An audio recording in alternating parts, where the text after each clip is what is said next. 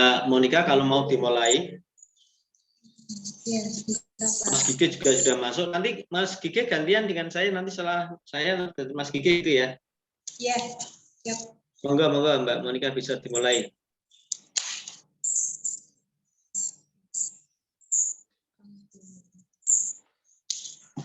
Assalamualaikum warahmatullahi wabarakatuh. Selamat pagi Bapak dan Ibu semua. Sebelumnya perkenalkan, saya Monica dari Koran Harian Joglo Jateng. Untuk hari ini di kelas penulisan artikel berkolaborasi dengan media Joglo Jateng dan juga FIK dari Universitas Muria Batu. Untuk pagi hari ini kegiatannya langsung hari ini, untuk satu hari ini aja. Pembicaranya langsung Pak Setio dan juga Mas Gigi dari pemimpin redaksi dari Joglo Jateng. Itu sebelumnya yang belum tahu koran Joglo Jateng, media koran Joglo Jateng itu ada koran cetak dan juga media online. Kita juga tersebar di beberapa daerah, ada di Semarang, di Demak, di Kudus, Pemalang, Pati, Rembang, dan juga ini kita sudah ada di Jogja juga, Bapak Ibu sekalian. Tidak usah menunggu lama-lama biar mempersingkat waktu. Untuk sesi pertama, Pak Setio sudah siap? Yes, Pak Setio? sampun siap Mbak. Yeah. Pak Setio, untuk waktunya saya persilahkan. Yeah. Terima kasih Mbak Monica. Mohon izin Mas Gigi saya menyampaikan terlebih dahulu. Bismillahirrahmanirrahim. Assalamualaikum warahmatullahi wabarakatuh. Assalamualaikum warahmatullahi wabarakatuh. Salam sejahtera kita semuanya. Pertama-tama dan yang paling utama, marilah senantiasa kita panjatkan puji syukur kehadirat Allah, Tuhan yang Maha Kuasa, yang pada pagi hari ini masih kita diberikan kesempatan untuk menghirup nafas kehidupan dengan berbagai macam kegiatan yang bermanfaat kita semua selama kita hidup di dunia ini tanpa ada halangan suatu apapun. Shalawat dan salam kita aturkan kepada Nabi Agung Muhammad SAW yang kita nantikan syafaatnya mulai di dunia sampai akhirat. Bapak Ibu sekalian, untuk kegiatan diklat penulisan artikel ilmiah ini yang untuk yang ke-13 kalau di tempat saya, kalau dengan Joglo Jateng sudah ke-5 atau ke-7 ya, kalau dalam hampir 1,5 tahun ini, Bapak Ibu sekalian yang selama ini sudah banyak mewarnai di dalam kegiatan-kegiatan penulisan artikel, dan di Jawa Tengah pun juga sudah istilahnya sudah mewarnai hampir di semua laporan istilahnya di kegiatan publikasi ilmiah terkait dengan penulisan artikel. Bapak sekalian, satu hal bahwa pada dasarnya kita inginkan itu adalah dalam kegiatan ini pasti ada sebuah kesempatan ya untuk memulai menulis tentang artikel populer yang terkait dengan pembelajaran kompetensi Bapak Ibu sekalian yang ada di masing-masing satuan pendidikan. Bapak Ibu sekalian, izinkan saya akan menyampaikan screen untuk materi kita pada pagi hari ini.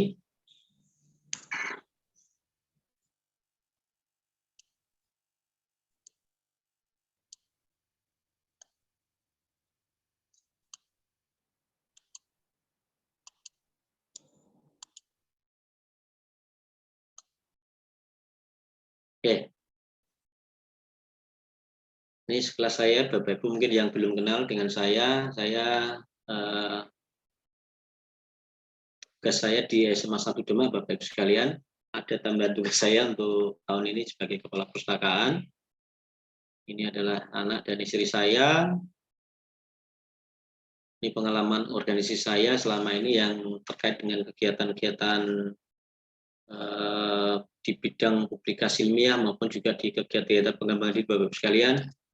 Ini hanya sekilas aja lah best practice saya selama ini dan beberapa penghargaan yang lain. Bapak Ibu sekalian, kita akan memulai saja tentang artikel ya Bapak Ibu sekalian ya. Jadi yang pertama kita harus memahami dulu tentang karakter artikel ya Bapak Ibu sekalian. Jadi artikel yang panjenengan Bapak Ibu tuliskan itu sebenarnya harus memenuhi beberapa macam ciri khas ya. Yang pertama logis ya. Artinya segala keterangan yang dipaparkan itu bisa memuat aktivitas ya, atau menggambarkan apa yang sudah kita lakukan. Kemudian lugas Bapak Ibu, karena tulisan langsung kan dari Bapak Ibu sekalian, karena setiap orang tuh pasti mempunyai ciri khas tulisan. Jadi tulisan langsung yang menuju persoalan nanti, selainnya nanti berkaitan dengan karakter itu. Yang ketiga harus memiliki dasar dan alasan yang masuk akal Bapak Ibu, sehingga nanti dapat diuji kebenarannya. Apa-apa yang perlu Bapak Ibu lakukan. Tuntas Bapak Ibu, jadi tema yang akan kita pilih itu dipaparkan secara mendalam.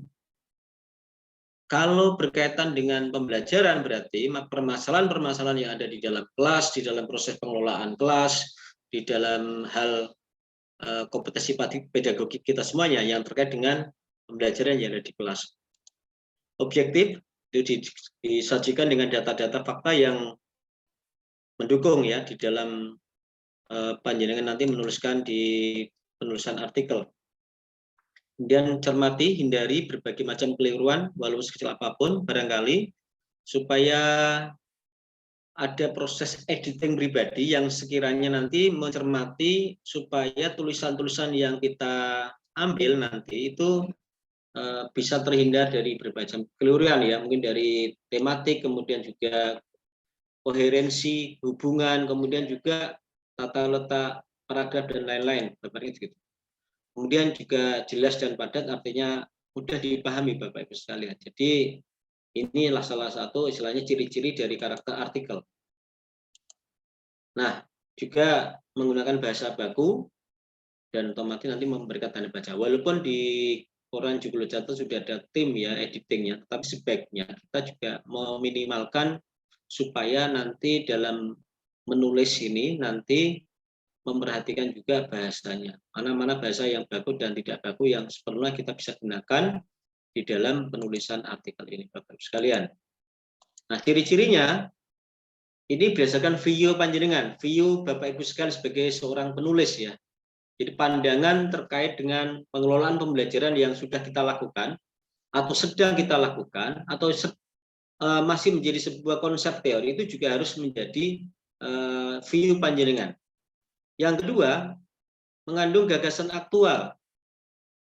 Gagasan aktual ini maksudnya adalah Bapak Ibu yang lakukan selama ini itu menjadi sebuah istilahnya sebagai aktualisasi dari apa yang sudah Bapak Ibu lakukan. Jadi selama ini pengalaman saya ketika mengikuti kegiatan-kegiatan lomba-lomba penulisan LKTI yang selama ini saya lakukan itu adalah yang sudah saya laksanakan, kemudian saya tulis dengan didukung dikompilasi dengan dukungan teori yang sudah ada. Ini contoh-contoh yang sudah saya lakukan selama ini. Kemudian intelektual pasti ya, ini harus memuat bagaimana pendekatan saintifiknya itu bisa kita lakukan. Itu untuk artikel-artikel yang nanti kita akan lebih breakdown jelasannya. Yang keempat, originalitas jelas nih Bapak Ibu sekalian. Selama ini memang salah satu yang permasalahan klasik itu bagaimana menjaga supaya tulisan kita itu betul-betul tulisan pribadi, tidak menjiplak atau plagiat. Ini yang sering menjadi masalah Bapak Ibu sekalian. Banyak sekali yang terjadi di tulisan artikel yang selama ini dibuat oleh ribuan guru yang kita lihat kadang-kadang juga beberapa hal juga banyak terjadi plagiat. Ini persoalan plagiatnya adalah persoalan sistem masif ya Bapak. Kalau kita mau jujur ya, ketika dulu kita kuliah aja lah. Ketika kuliah itu yang namanya mengunjungi perpustakaan tuh pasti bisa dihitung dengan jari Bapak Ibu. Pada saat kegiatan apa misalnya? Mungkin pada saat kita ada tugas dari dosen, gitu kan, membuat makalah misalnya, atau pada saat kita menyiapkan diri tugas akhir misalnya, atau skripsi, tesis, atau disertasi itu pasti. Dan pengalaman yang saya lihat itu rata-rata juga di yang sering saya dulu waktu kita masih kuliah barangkali pengalaman aja bab 1, bab 2, bab 3-nya rata-rata di beberapa jurusan tertentu itu kadang-kadang juga masih ada yang punya kemiripan yang besar gitu. hanya mengganti setting tempat, kemudian sekolahnya. Ini fakta ya yang kita harus pahami lah. Kamu jujur aja istilahnya gitu. Jadi itu ada mengungkapkan suatu masalah dengan ada solusi. Harus ada solusi Bapak Ibu. Solusi apa yang kita harapkan. Jadi memberikan sebuah feedback ya, permasalahan pembelajaran yang sudah kita lakukan. Kemudian dengan model-model pembelajaran yang kita ambil misalnya itu adalah merupakan contoh tulisan-tulisan yang kita harapkan itu bisa menjadi solusi. Dan itu apabila itu bisa menjadi inspirasi bagi guru yang lain untuk konsep-konsep tertentu di pembelajaran tertentu, itu yang akan kita tulis nanti di dalam artikel populer misalnya. Itu adalah bagian dari ciri-ciri artikel Bapak Ibu sekalian sebenarnya itu. Kemudian singkat, padat, dan tuntas. Nanti akan kita sampaikan bahwa tulisan di artikel itu sebenarnya juga ada beberapa gaya selingkung ya di masing-masing koran yang pasti berbeda istilahnya lah. Tingkat misalnya dari jumlah huruf fontnya, apa jumlah hurufnya misalnya, kemudian juga judulnya bagaimana, itu juga harus ditentukan. Kemudian bahasanya juga sederhana, hidup, menarik, segar, dan komunikatif. Artinya bahwa artikel yang kita buat itu bisa menarik Bapak Ibu. Dengan bahasa sederhana tetapi cukup jelas dan bisa dipahami. Apalagi bangsa pasar kita adalah sebagian besar adalah seorang guru misalnya gitu. Ini Bapak Ibu sekalian yang terkait dengan ciri-ciri artikel misalnya. Kemudian juga menyangkut kepentingan publik karena koran artikel panjangan nanti kan akan dipublikasikan oleh koran Joglo Jateng yang akan dibaca oleh minimal oleh Bapak Ibu atau masyarakat di Jawa Tengah misalnya. Maka harus itu setidaknya itu harus menjadi tanggung jawab akademik kita bagaimana supaya artikel yang kita tulis itu betul-betul bisa mempresentasikan pembelajaran atau kondisi yang sudah kita laksanakan. Ditulis dengan atas nama ya Bapak Ibu. Byline story-nya artinya itu harus nama yang kita ungkap itu juga harus jelas ini nanti settingnya di mana. Ini menurut Cahyono Widarmanto dalam mengantar jurnalistik. Nah, kalau dituliskan berdasarkan pandangan penulisnya, view-nya, berarti tema dalam suatu artikel masing-masing itu orang tuh bagaimana nanti? Bisa sama, namun dengan sudut pandang serta pengungkapan yang berbeda, Bapak Ibu. Artinya gini, misalnya ya, Bapak Ibu akan menyampaikan tentang suatu model pembelajaran, katakanlah tingkatkan pembelajaran mapel apa dengan model cooperative learning, tipe jigsaw misalnya. Mungkin temanya sama Bapak Ibu di antara Bapak Ibu sekalian, tetapi sudut pandang mengungkapkannya berbeda antara Bapak Ibu satu dengan Bapak Ibu yang lain. Karena yang saya lihat juga yang selama ini di artikel yang ditulis di media massa, banyak kan memang sudut pandangnya dari tema-tema yang sudah ada, model-model pembelajaran, kemudian mungkin berbantuan apa misalnya, ya gitu, atau strategi apa, metode apa, tingkatkan hasil pembelajaran apa dengan model apa. Nah, temanya mungkin bisa sama, tapi sekali lagi saya tekankan, sudut cara mengungkapannya bisa berbeda, karena memang Bapak Ibu sekalian memiliki persepsi pandangan yang pasti berbeda. Seperti itu Bapak Ibu sekalian. Itu yang berkaitan dengan apa tadi, berdasarkan view-nya. Kemudian, mengandung gagasan aktual Bapak Ibu.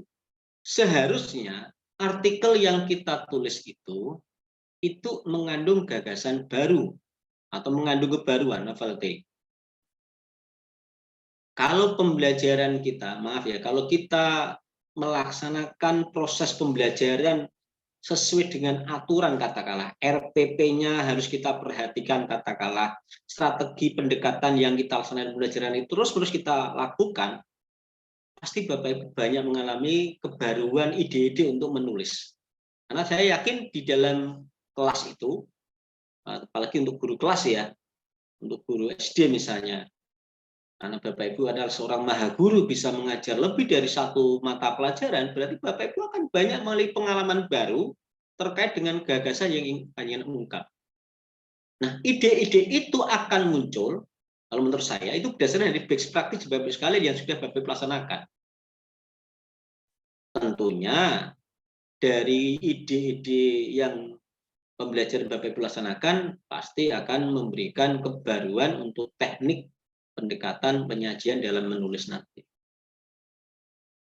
Seperti dalam proses pembelajaran Bapak Ibu, apakah kita sudah senantiasa melaksanakan misalnya persepsi pembelajaran, ada kalimat motivasi, kemudian menyampaikan tujuan pembelajaran, kemudian masuk di kegiatan inti, bagaimana feedback, kemudian nanti menyimpulkan dengan siswa misalnya. Kalau kita laksanakan secara sungguh-sungguh dalam proses pembelajaran yang kita laksanakan, barangkali sebenarnya itulah ide yang luar biasa untuk mengungkap apa yang perlu kita tulis. Jadi kalau ada yang mengatakan saya tidak tahu atau tidak bisa menulis, dari seorang guru cukup aneh. Kalau menurut saya cukup aneh. Karena apa?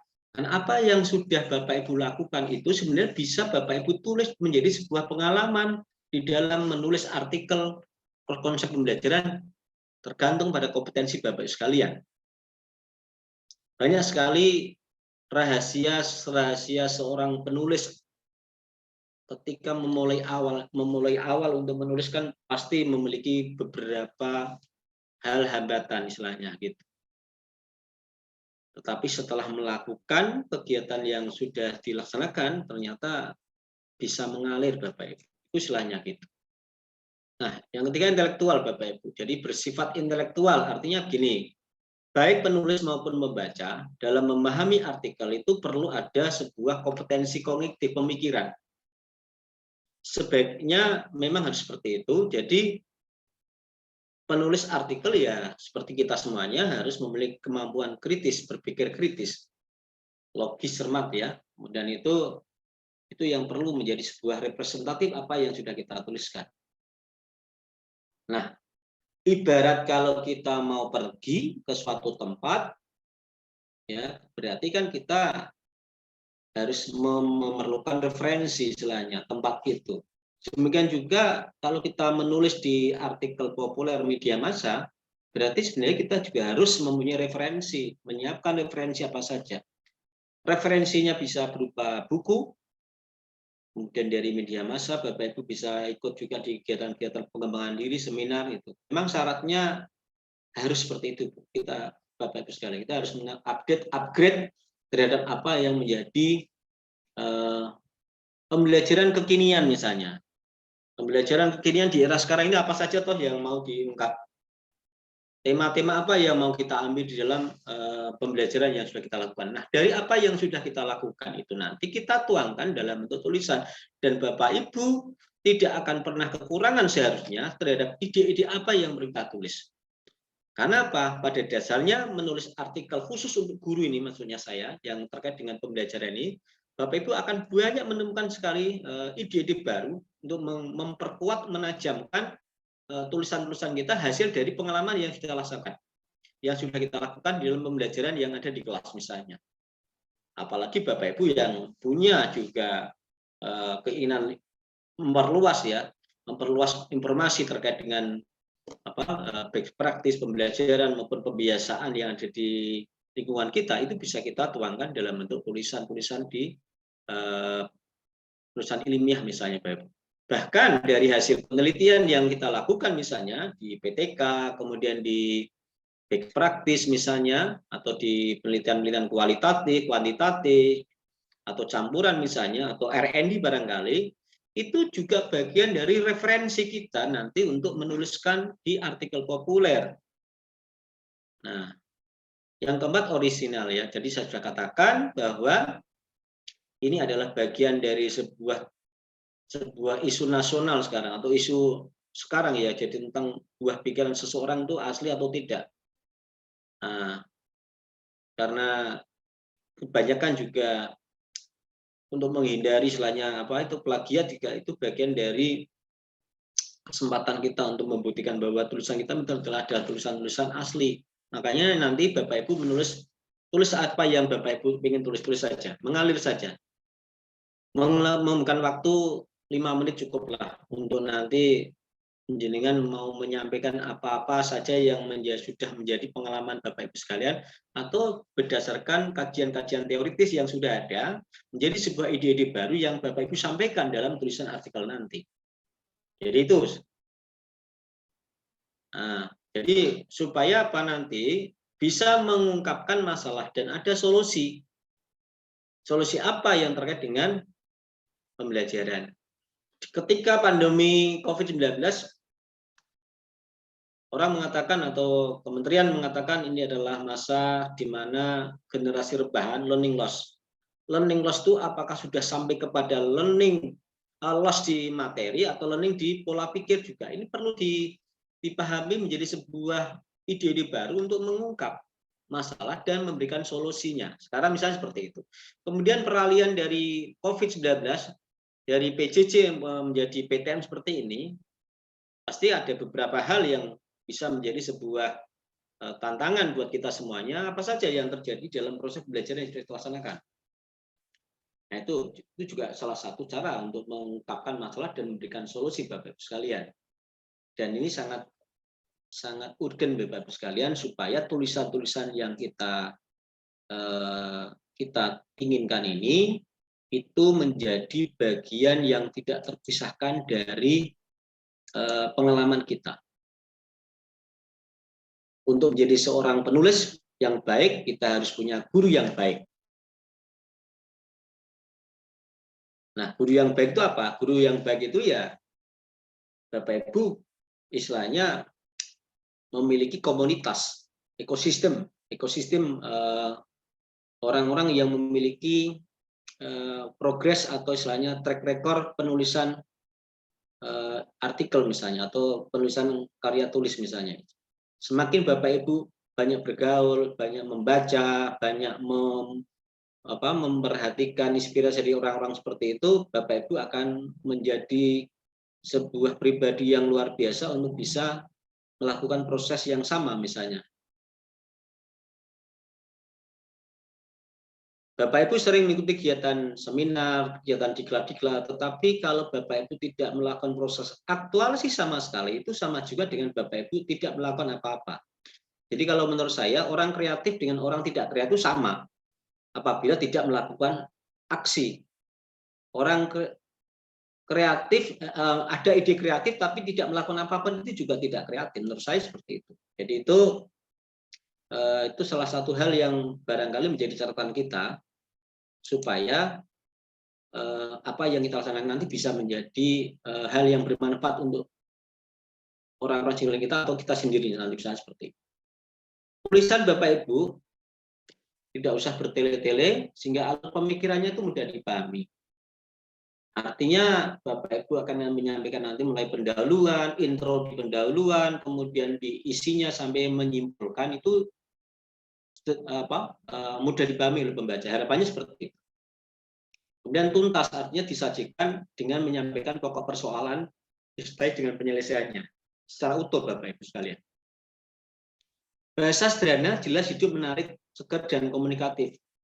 Menggunakan bahasa jurnalistik yang sederhana, jelas, kemudian menarik ya artinya, kemudian segar artinya bisa menggugah dan mengikat membaca. Nanti kita lihat judul-judul mana yang bisa mempengaruhi. Karena ini kita kan kadang-kadang kan di sini menurut artikel yang ada di Quran berarti kan ada dua tujuan ya. Kalau saya simpulkan, yang pertama tujuan pragmatis karena kita pengennya ya untuk karena ini berkaitan dengan publikasi ilmiah yang dipersyaratkan di penilaian angka kritis misalnya, ya monggo tidak apa-apa. Tetapi sebaiknya juga harus memperhatikan bagaimana tulisan kita itu betul-betul bisa menjadi sebuah tulisan yang segar, menarik, dan bisa dibaca oleh semua orang, itulah komunikatif artinya. Regulasinya masih seperti ini Bapak Ibu di Permenpan RB nomor tahun 2009 tentang kenaikan ke angka kredit, penilaian angka kredit. Maka kita menempatkan sebaik-baiknya tentang aturan seperti ini. Bagaimana tentang publikasi ilmiah dan lain-lain. Nah, selanjutnya menyangkut kepentingan publik, berarti artikel mengandung pokok bahasan yang menyangkut kepentingan. Kalau misalnya di pendidikan ya kita kan core kita kan di pendidikan, berarti ya sesuai dengan kompetensi kita. Kecuali untuk Bapak Ibu menajamkan lagi tentang penulisan-penulisan tidak hanya di bidang pendidikan misalnya, Bapak Ibu memiliki kemampuan lebih di bidang yang lain misalnya, dan Bapak Ibu tulis di koran-koran ternama misalnya, itu bisa jadi menjadi sebuah pemaparan yang luar biasa untuk kita semuanya, misalnya seperti itu. Tadi sudah saya sampaikan, orang penulis itu harus dicantumkan, karena itu juga merupakan karya kita semuanya. Jadi termasuk juga artikel di luar opini misalnya, misalnya artikel praktis misalnya, juga dicantumkan. Ini kita masih ingat Bapak Ibu ya, kita mengingat kembali, men-upgrade lagi untuk Bapak Ibu yang mau naik pangkat, atau menyiapkan diri kenaikan KP di bulan Oktober nanti. Publikasi ilmiah itu seperti ini yang ada beberapa jenis sebenarnya, tetapi yang sering ditulis kebanyakan adalah nomor 4 ini ya, tulisan ilmiah populer. Ini menjadi hal yang primadonya Bapak Ibu guru menulis publikasi ilmiah. Kemudian juga masih ingat ya, tabel kebutuhan pengembangan diri dan PIKI Bapak Ibu sekalian. Kalau Bapak Ibu pengen naik pangkat dari 4A ke 4B misalnya, Bapak Ibu butuh minimal 4 pengembangan diri, sekali lagi, kemudian 12 publikasi ilmiah atau karya inovatif. Jika ada unsur KI-nya maka maksimal 6. Ini maaf, ini bukan 1 PTK, minimal 1 hasil penelitian. Karena tidak wajib PTK untuk tidak harus PTK. Penelitian-penelitian terkait boleh Bapak Ibu sekalian, sekarang diperbolehkan. Ya, jadi jangan mengatakan hanya PTK saja. Tetapi sebaiknya kalau Bapak Ibu kan seorang guru, action research classroom-nya tetap harus menjadi prioritas, karena Bapak Ibu tiap hari melakukan proses action research sebenarnya secara tidak langsung. Bapak Ibu melakukan action classroom dan juga best practice, karena kalau Bapak Ibu mengajar sungguh-sungguh sebenarnya Bapak Ibu sudah melaksanakan salah satu acuannya adalah PTK dan best practice sebenarnya itu. Kemudian masih ingat Bapak Ibu apa artikel ilmiah populer itu? Tulisan yang dipublikasikan di media massa. Dalam hari ini adalah koran Joglo Jateng, punya media online, punya website resmi. Makanya Bapak Ibu nanti untuk Bapak Ibu media online itu website resminya ada, bisa diakses. Di koran Joglo Jateng juga selain koran versi cetak, versi konvensional, juga ditulis di koran versi online. Jadi nanti Bapak Ibu yang ingin nanti apabila mengumpulkan berkas online-nya, Bapak Ibu cukup memasukkan link-nya saja, nanti Bapak Ibu pakainya di EPUB misalnya. Di EPUB di provinsi itu sudah persiapan untuk menggunakan EPUB. Kalau di tingkat kementerian atau di penilaian 4C ke atas itu sudah menggunakan EPUB, itu juga diunggah nanti untuk korannya. Makanya di koran Joglo Jateng itu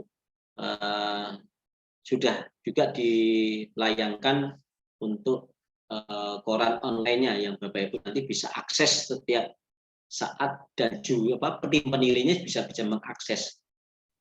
Angka kritisnya 1,5 Bapak Ibu. Nanti untuk koran Joglo Jateng itu tingkatnya provinsi ya, 1,5 Bapak Ibu. Kalau koran nasionalnya angka kritisnya 2. Tapi selama ini untuk koran-koran yang angka kreditnya 2 itu nasional juga nembusnya juga luar biasa sulit ya Bapak Ibu sekalian. Mumpung ini lagi ada sebuah kemitraan yang besar, ekosistem yang besar terkait dengan publikasinya di bidang penulisan artikel ilmiah populer, khususnya artikel koran Joglo Jateng. Monggo ini bisa dimanfaatkan sebaik-baiknya ya, untuk menuliskan ide-ide Bapak sekalian. Selama ini juga kita juga sudah sangat membantu Bapak sekalian yang ingin menulis artikel populer di koran. Oke. Itu. Kalau untuk bukti fiksinya nanti jangan lupa seperti boleh digunting atau utuh juga boleh. Tulisan dari media massa yang memuat karya panjenengan, ada pengesahan dari kepala sekolah, jangan lupa ada surat pengesahan dari kepala sekolah. Kita membiasakan yang tertib ya Bapak Ibu, tertib administrasi ya, selengkap mungkin. Jadi tidak hanya koran dan surat keterangan penerbitan dari koran tersebut, Bapak Ibu lampirkan juga pengesahan dari kepala sekolah tentang artikel itu, ya kan? Kemudian misalnya Pak, kalau fotokopi, kalau misalnya pakai fotokopi boleh enggak difotokopi? Boleh, misalnya hilang karena korannya hilang ke telepon misalnya. Tetapi tetap harus ada surat pernyataan dari kepala sekolah yang menyatakan tentang keaslian koran yang Bapak Ibu tuliskan di situ. Itu kalau untuk bukti fisik pakai hard copy misalnya. Kalau soft copy nanti apabila pakai e-pad, ya Bapak tadi scan koran yang bersangkutan, koran PDF-nya panjenengan scan, kemudian beri surat keterangannya juga scan, surat pengesahannya juga scan, kirim ke dalam link yang sudah ada di e-pad di penilaian nanti. Gitu nggih Bapak Ibu sekalian nggih. Kemudian artikel ilmiah populer itu bisa dinilai Pak. Yang pertama, isinya Bapak Ibu mau diperhatikan, isi dari artikel kita itu harus sesuai dengan tupoksi kita. Kalau sebagai seorang guru berarti Bapak Ibu sebagai pengelola pembelajaran. Kalau sebagai kepala sekolah Bapak Ibu sebagai pimpinan ya, manajerial misalnya. Atau di bidang pengawasan misalnya, itu Bapak Ibu sebagai seorang pengawas, boleh Bapak Ibu. Yang penting isi artikel sudah menggambarkan tupoksi Bapak Ibu. Bapak Ibu seorang guru tapi menulis sebagai kepala sekolah tidak bisa diterima, tidak bisa dinilai misalnya. Atau kepala sekolah isinya sebagai seorang guru.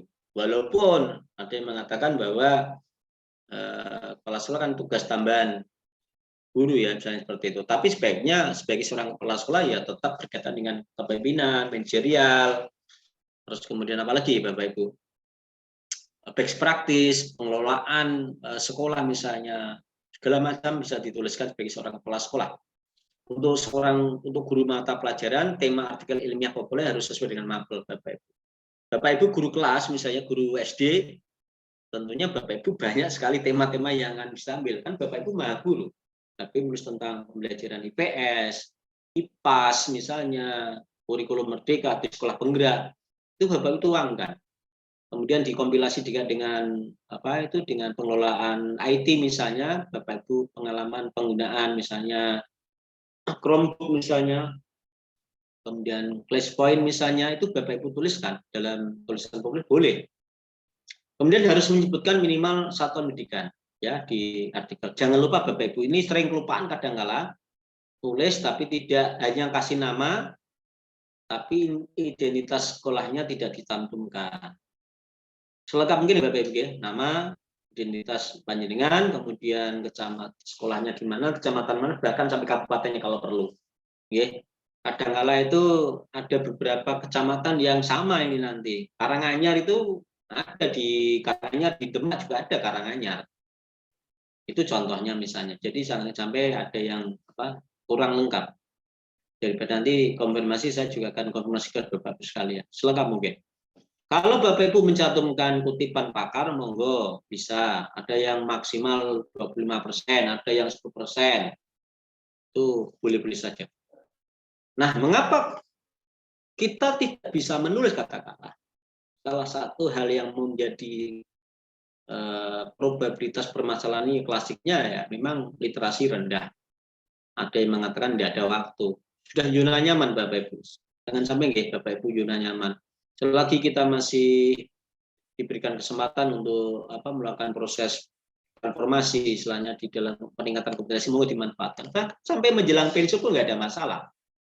Monggo dimanfaatkan. Mumpung ini kita masih diberikan kesempatan dan juga masa kerja kita masih cukup misalnya, semaksimal mungkin kita lakukan dengan produktif Bapak Ibu. Kalau untuk kepentingan pragmatis untuk naik pangkat monggo, tetapi bagi saya itu adalah faktor lain sajalah. Gitu aja. Yang contohnya misalnya saya pengennya ya sampai nanti 4E misalnya.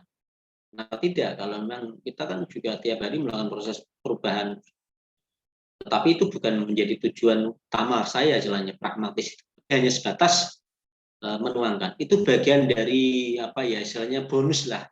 Apa yang sudah kita lakukan dengan banyak melakukan proses pengembangan diri dan publikasi ilmiah, harapannya kita menjadi lebih produktif lagi.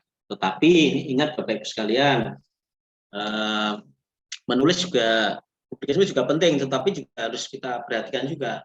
Mosok 1 tahun dalam Bapak Ibu mengumpulkan kegiatan pengembangan diri sampai 25 sampai 30 sertifikat misalnya.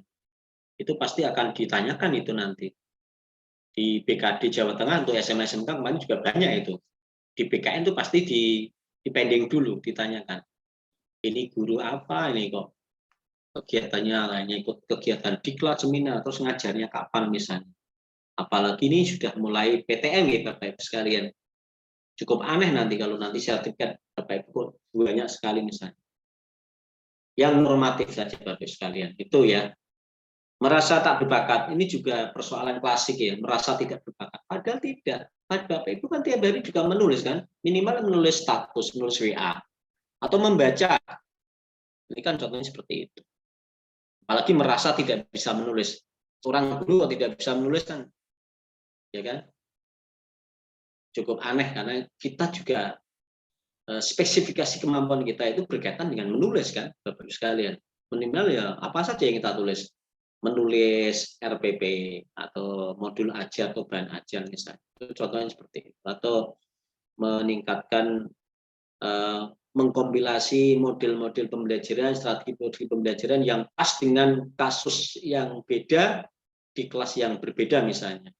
Itu juga ide-ide. Selalu ya Bapak Ibu sekalian menyampaikan hal-hal yang baru, kebaruan novelty tadi yang saya sampaikan. Kemudian duka guru saat menulis, susah mengawali tulisan, merasa tidak punya ide. Ini juga kontraproduktif dengan apa yang sudah kita lakukan Bapak Ibu, merasa tidak punya ide.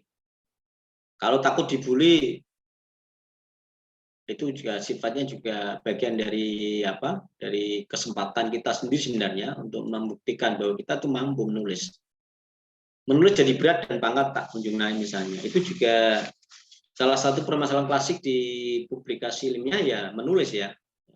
Menulis hasil penelitian atau melakukan penelitian dan ditulis menjadi hasil penelitian.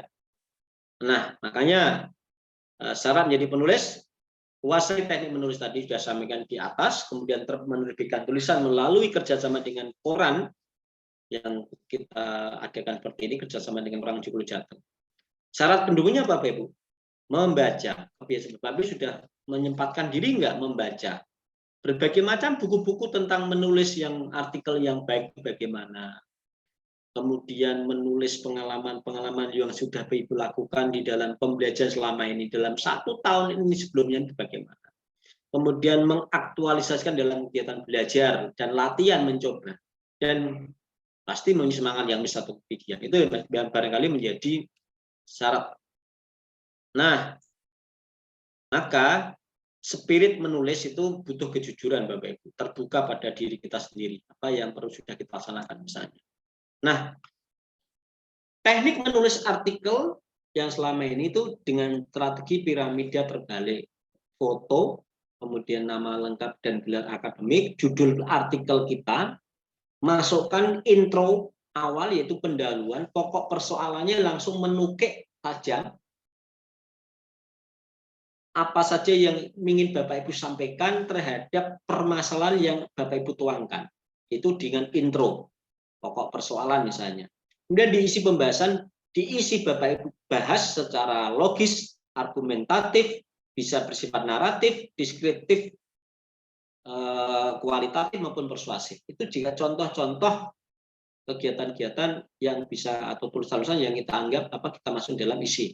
Kemudian ditutup dengan kesimpulan. Ini sebenarnya hampir sama ya Bapak Ibu cara kita masuk dalam RPP kan Bapak Ibu. Ada kegiatan pendahuluan, kita melakukan persepsi, kemudian memotivasi, kemudian menyampaikan tujuan pembelajaran, kemudian masuk ke dalam kegiatan inti dengan pendekatan model pembelajaran tertentu. Jadi sebenarnya apa yang kita tulis itu bisa jadi itu adalah pengalaman waktu kita mengajar, itu bisa kita tulis sebenarnya di dalam sebuah tulisan artikel. Jadi berarti kalau Bapak Ibu tiap hari mengajar, dengan tema yang berbeda katakanlah, itu berarti kan Bapak Ibu memiliki banyak bank ide tulisan artikel yang Bapak Ibu akan sampaikan di dalam tulisan ilmiah populer ini. Tadi juga saya sampaikan. Nah, ada 5 jenis artikel Bapak Ibu sebenarnya yang kita tuangkan ini, deskripsi, kemudian narasi, argumentasi, persuasi, dan eksposisi. Mana yang termasuk kategori ini, kita lihat aja. Kalau deskripsi berarti Bapak Ibu menuliskan kejadian atau peristiwa yang Bapak Ibu tulis. Temanya bagaimana, merumuskan idenya seperti apa. Kembangkan isinya Bapak Ibu sekalian. Ide itu harusnya datang ya datang di setiap saat misalnya. Bapak Ibu akan memulai dengan menulis misalnya di buku panduan misalnya, buku panduan. Namun dilematis dalam diri kita itu belum merasa cukup lihai cara menulis buku panduan seperti itu. Maka Bapak Ibu harus merasa yakin bahwa itu bisa kita laksanakan apabila kita mau melakukan langkah-langkah bagaimana kita memulai cara menulis yang benar, membeberkan teknik-teknik menulis yang dipelajari selama ini misalnya, menceritakan pengalaman-pengalaman ketika menjadi penulis misalnya, itu juga bagian-bagian dari konsep-konsep yang kita tentukan di dalam menulis artikel. Yang kedua adalah artikel narasi, menceritakan ya Bapak Ibu, menceritakan tadi pengalaman misalnya pengalaman tentang menulis, kemudian urutan kalau di sini adalah misalnya adalah tema dan di pokok. Itu masalah narasi misalnya, menceritakan seperti penulisan cerpen atau novel.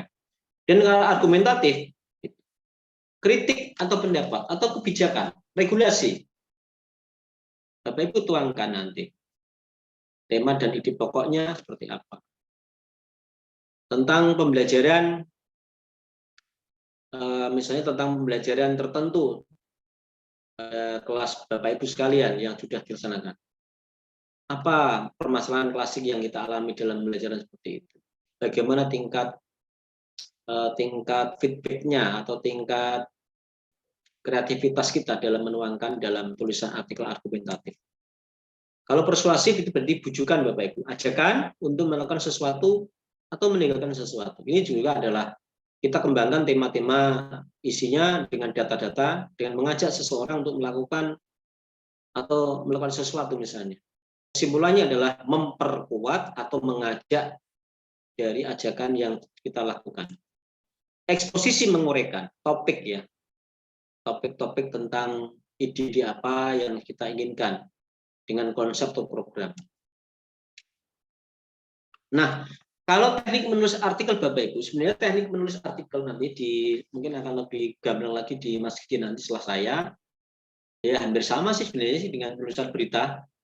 Konsepnya apa? Atau menulis apa? Menulis penelitian, hasil penelitian misalnya konsep 5W 1H. Karena itu tadi bersifat view kita, khas kita, sudut pandang kita, maka sudut pandang kita unsur-unsurnya ya merupakan pandangan dari kita sendiri.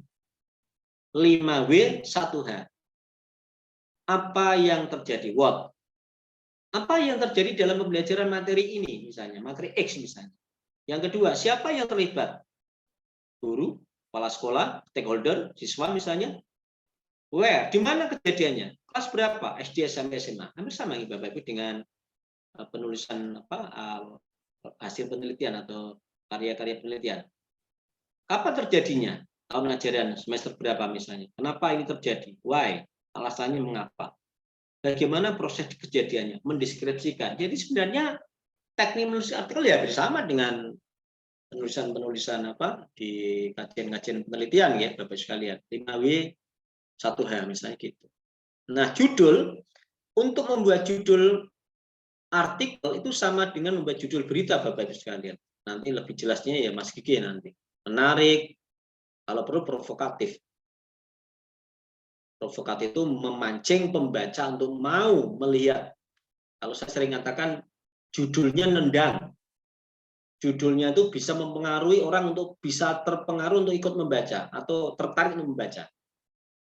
Kemudian menggunakan kalimat aktif. Biasanya 3-6 kata ya.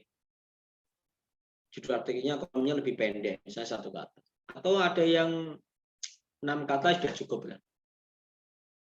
Jigsaw tingkatkan belajar matematika, English Day mengapa tidak, strategi real dalam belajar ekonomi misalnya. Atau yang sudah ditulis Bapak Ibu selama ini ya di Quran itu yang saya lihat, tingkatkan hasil belajar, tingkatkan kreativitas, tingkatkan keterampilan dengan model apa, dengan strategi apa. Itu judul-judul yang sering dilihat. Nanti jangan lupa Bapak Ibu atau saya sampaikan, bisa jadi nanti judul-judul Bapak Ibu yang terlalu panjang misalnya itu akan dipangkas oleh tim layout atau tim editing selama tidak mengganti atau tidak merubah substansi dari ide atau kreativitas dari artikel Bapak Ibu sekalian. Itu nanti bisa dilihat nanti.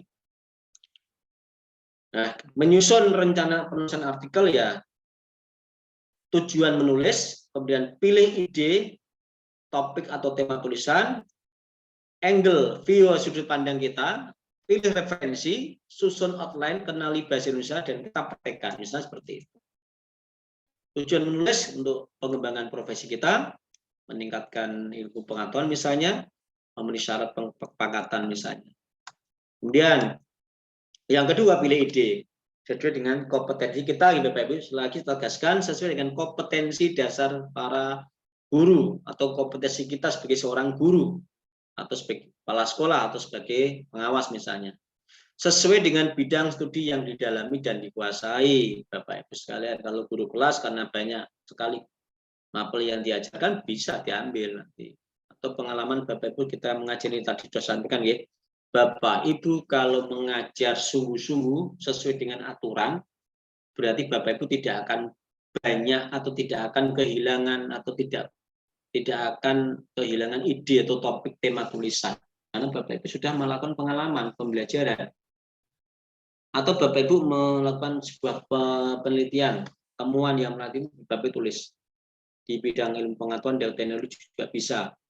Ini sampai dituliskan. Contoh ya, untuk hasil penelitian misalnya, kantong plastik misalnya. Kemudian belajar kimia misalnya.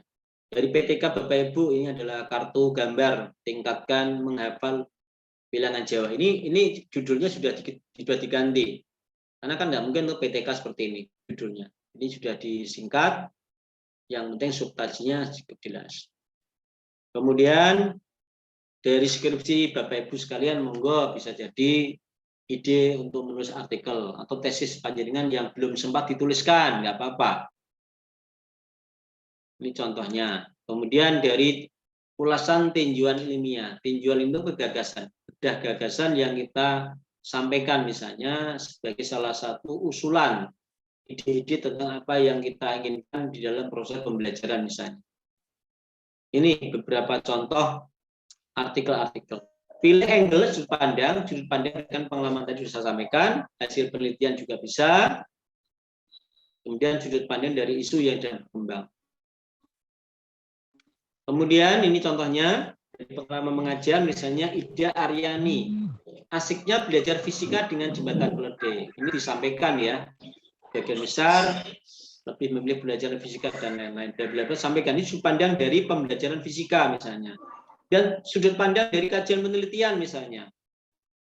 Tingkatkan performa motor tua dengan grup strap misalnya. Juga contoh dari kajian penelitian tentang view tentang pemanfaatan sepeda motor. Misalnya seperti itu. Kemudian dari sudut pandang pendekatan teoritis. Ini Bapak Ibu bisa Bapak Ibu untuk pendekatan ini Bapak Ibu bisa mengambil dari berbagai macam jurnal atau artikel yang ada. Udah Bapak Ibu sekalian, Bapak Ibu klik aja di Sinta-Ristek Dikti ya. Keywordnya masukkan keyword Sinta-Ristek Dikti, klik saja itu nanti itu ada pangkalan data artikel, ribuan pangkalan data artikel yang Bapak Ibu bisa lihat sesuai dengan kompetensi Bapak Ibu.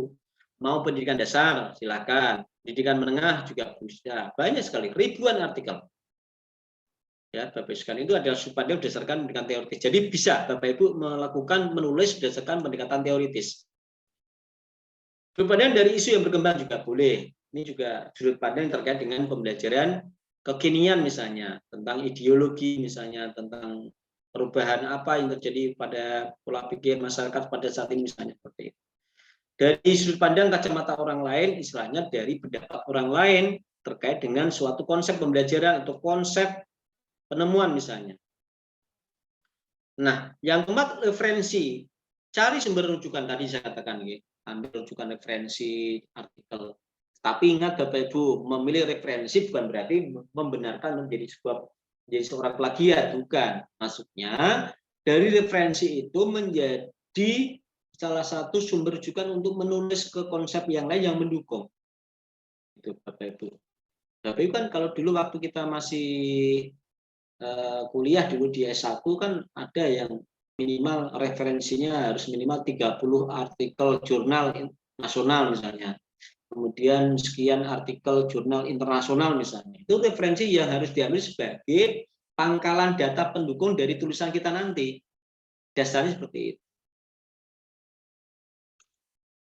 Ini contohnya. Yang kelima, menyusun outline. Jadi nanti bisa menggunakan dimensi waktu dari masa lalu sampai masa yang akan datang. Bapak Ibu ukur nanti menjadi sebuah outline untuk paragraf pertama sampai penutup.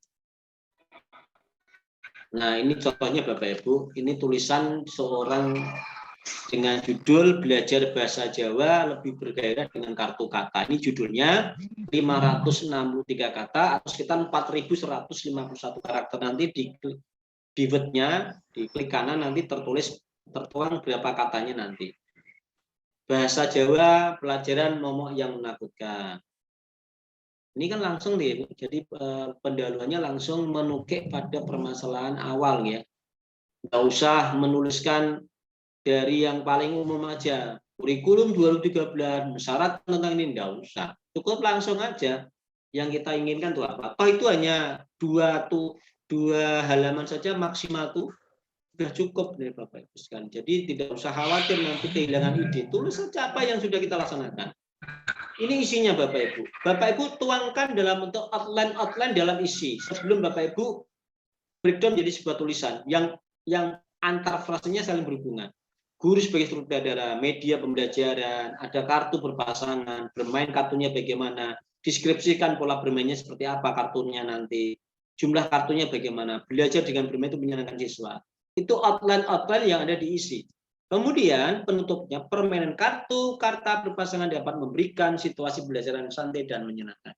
Jangan lupa Bapak Ibu di penutup Bapak Ibu menyimpulkan atau menguatkan apa yang sudah Bapak Ibu tulis di pengantar, di pendahuluan dan di bagian isi. Bapak Ibu harus menyampaikan seperti itu. Sama juga dengan ketika kita melakukan proses pembelajaran di kelas, ada kegiatan inti dan ditutup dengan kegiatan penutup itu menyimpulkan. Menyimpulkannya bisa bersama-sama atau menyampaikan lewat siswa misalnya. Itu jadi sebenarnya kaidah-kaidah tulisan di artikel populer merupakan penghijauan apa yang kita lakukan di dalam proses pembelajaran di kelas sebenarnya. Secara umum analoginya bersama. Ini tadi, ya, tulisannya dari outline tadi, dari tulisannya tadi. Ini namanya Pak Nyono SPD. Beliau menuliskan tadi judulnya tentang belajar bahasa Jawa lebih bergairah dengan kartu kata. Belajaran tadi outline-nya terus dituliskan, dihubungkan. Wah, tadi mesti ada yang tanya nih, kok ribet banget Pak, kok nggak langsung aja mengalir. Ini sebenarnya adalah Bapak Ibu tulisan yang betul sebenarnya harus memuat konsep-konsep sudut pandang yang seperti ini. Nah ini sampai 2 halaman misalnya Bapak Ibu. Ini contoh-contohnya. Jadi dari apa yang tadi dituliskan oleh contoh tadi artikel itu disimpulkan bahwa analitik artikel itu harus ada judul, identitas itu maksudnya adalah kepala judul, kemudian nama penulis dan gelarnya. Pendahulunya kalimat membukanya bagaimana, dan pokok permasalahan yang diangkat. Kemudian pembahasan dan pesan yang kita sampaikan dan ditutup kesimpulan. Ini pengalaman yang saya lihat di tulisan-tulisan Bapak Ibu selama ini yang saya lihat beberapa contoh ya saya ungkapkan misalnya pembelajaran tentang tingkatkan hasil belajar IPA sekolah dasar dengan jigsaw. Bapak Ibu menyampaikan tentang kalimat pembuka awalnya, permasalahannya apa, pembelajaran tidak lama ini kurang menarik karena bersifat satu arah saja. Kemudian sampaikan pokok permasalahan dan diangkat di pembahasannya dengan menggunakan jigsaw seperti ini. Kadang-kala Bapak Ibu menuliskan kelebihannya, ono yang menulis ke langkah-langkahnya. Ini yang saya lihat di artinya seperti itu. Terus yang terakhir ditutup dengan kesimpulan misalnya. Kesimpulan dari bahwa model pembelajaran jigsaw itu bisa dapat meningkatkan keterampilan, kemudian kreativitas pembelajaran di pembelajaran IPA di sekolah dasar misalnya. Itu contoh-contoh ya, dan contoh anatomi aplikasi. Ini contohnya Bapak Ibu jangan lupa nanti. Jadi ada judul tadi 6 kata, ini 1 2 3 4 5 6 ya sudah cukup. Maksimal lah ya ada 6 7 kata. Kemudian tulisan itu maksimal 2 halaman. Ada pendahuluan, kemudian ada kajian teorinya maksimal 25%. Ada yang 15%, ada yang 1%. Kemudian jangan lupa foto nama guru yang bersangkutan, kemudian yang lain juga seperti ini. Contohnya ini yang ada di selama ini, kemudian 3-7 kata sudah sampaikan, sesuaikan dengan kepentingan tas klien, berarti berkaitan dengan kompetensi dasar. Kalau ini untuk kepentingan PAK Bapak Ibu, sebaiknya ya kita menyesuaikan dengan buku 4. Untuk pelaksanaannya di penilaiannya di buku 5. Maka Bapak Ibu yang menuliskan sesuai dengan kompetensi Bapak Ibu. Bapak Ibu sebagai guru BK, bimbingan konseling ya terkait dengan kegiatan pembimbingan. Kemudian juga mungkin kegiatan pembimbingan yang berkaitan dengan teknologi informasi, monggo, enggak apa-apa. Kemudian Bapak Ibu sebagai guru mapel mata pelajaran, ya mata pelajaran apa Bapak Ibu sekalian di situ. Pemahaman apa, dengan konsep apa, dengan model apa, dengan strategi apa. Kalau guru Bapak Ibu guru kelas ya banyak Bapak Ibu yang bisa lakukan tentang kegiatan-kegiatan pembelajaran di semua mapel yang Bapak Ibu lakukan atau di tema-tema Bapak Ibu tertentu misalnya. Mohon diperhatikan Bapak Ibu, penulisan judul sebaiknya jangan pakai huruf kapital semuanya. Jangan ya. Misalnya ini pembelajaran ini naratif mudah dengan gambar ini semuanya besar.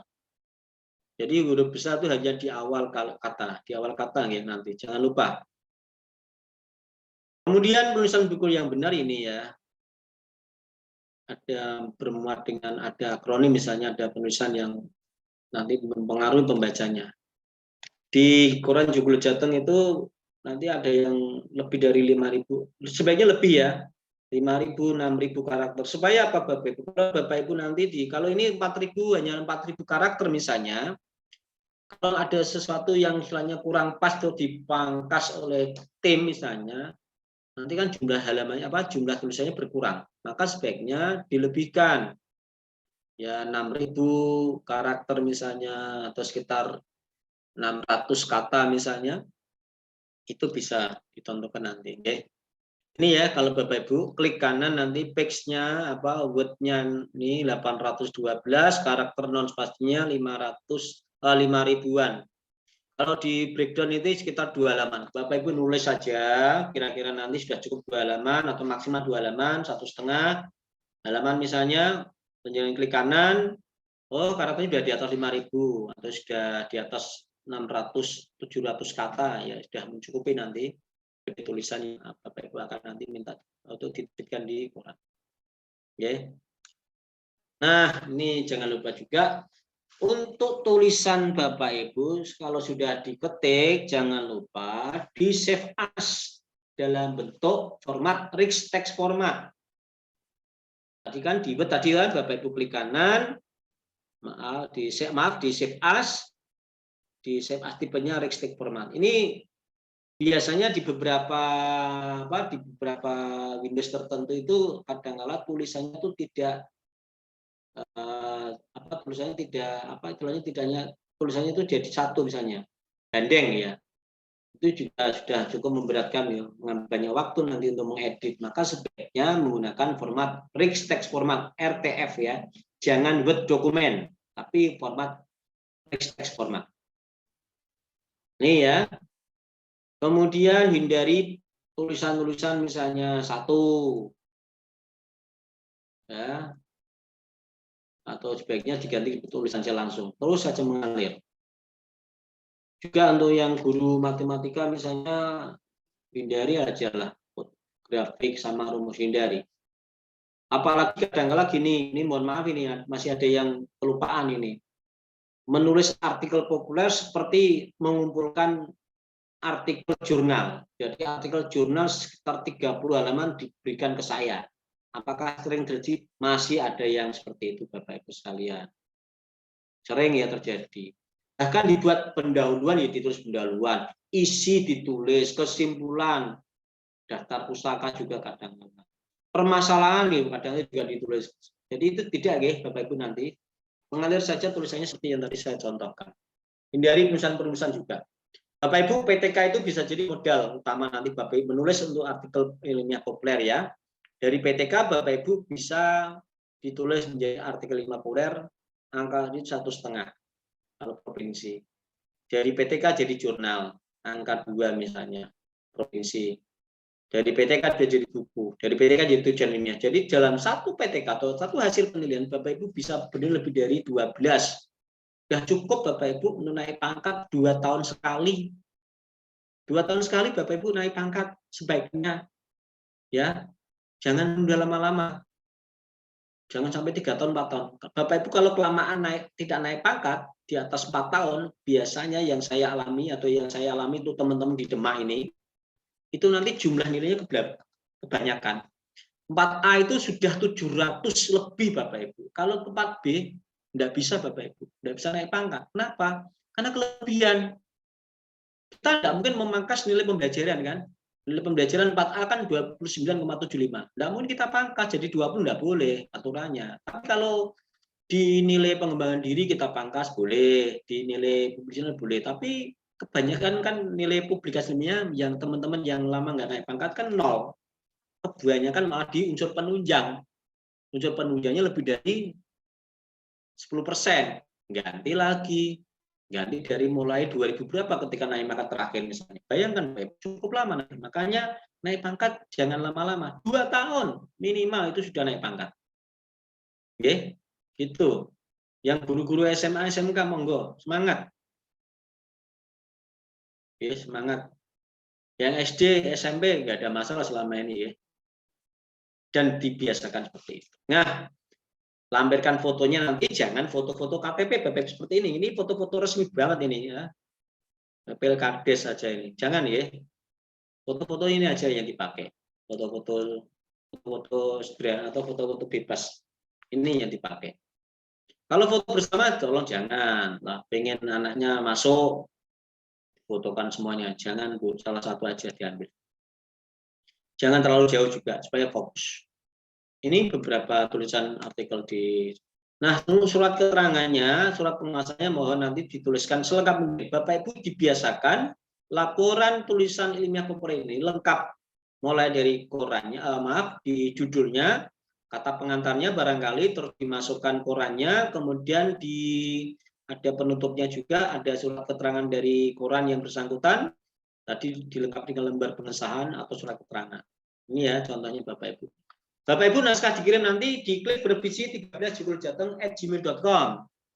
Jangan lupa ya, bervisi 13 nanti jangan sampai kelupaan. Kenapa saya kasih alfabetnya 13? Ini kan yang ke-13 supaya nanti memudahkan ketika dikirim ke redaksi tidak bercampur dengan klik bervisi 12, 10 atau 9, 8 atau 7. Oke, nama subjeknya nama klik bervisi Demak 13.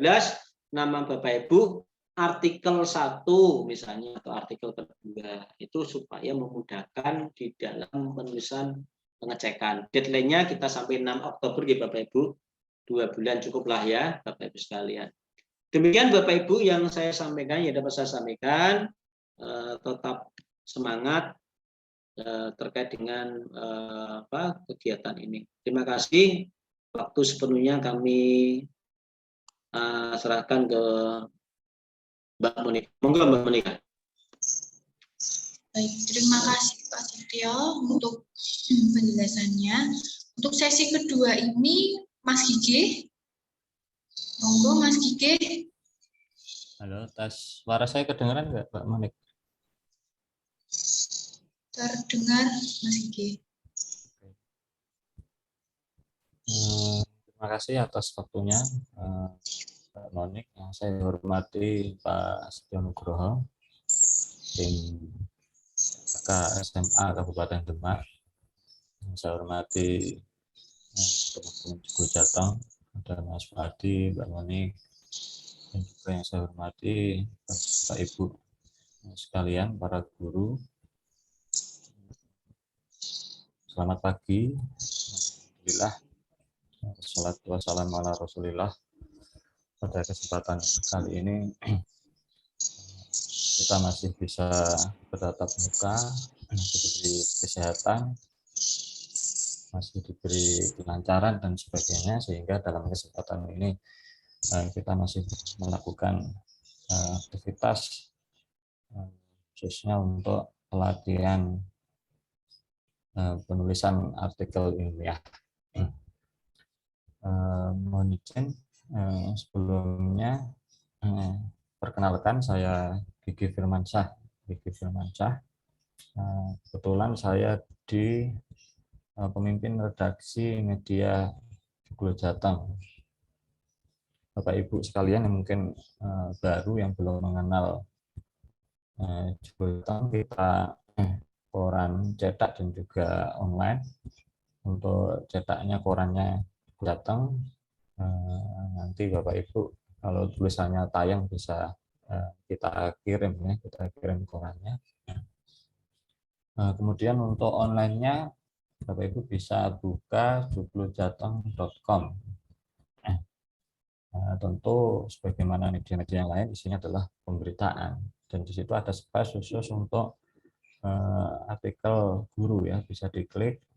Ada cukup banyak artikel yang jenengan bisa scroll di situ untuk dijadikan mungkin bahan acuan atau bacaan-bacaan sebelum Bapak Ibu menulis. Bapak Ibu yang saya hormati, mohon izin saya juga ingin share screen ya untuk materi saya. Sebetulnya yang sudah disampaikan oleh Pak Setio tadi sudah cukup lengkap, jadi kira-kira saya hanya menambah sedikit lah dari apa yang disampaikan oleh Pak Setio.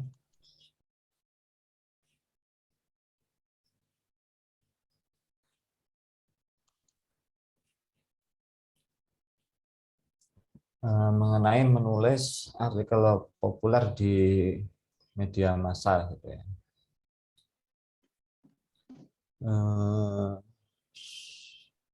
Sebetulnya yang namanya artikel ya, apalagi ada istilah ilmiah,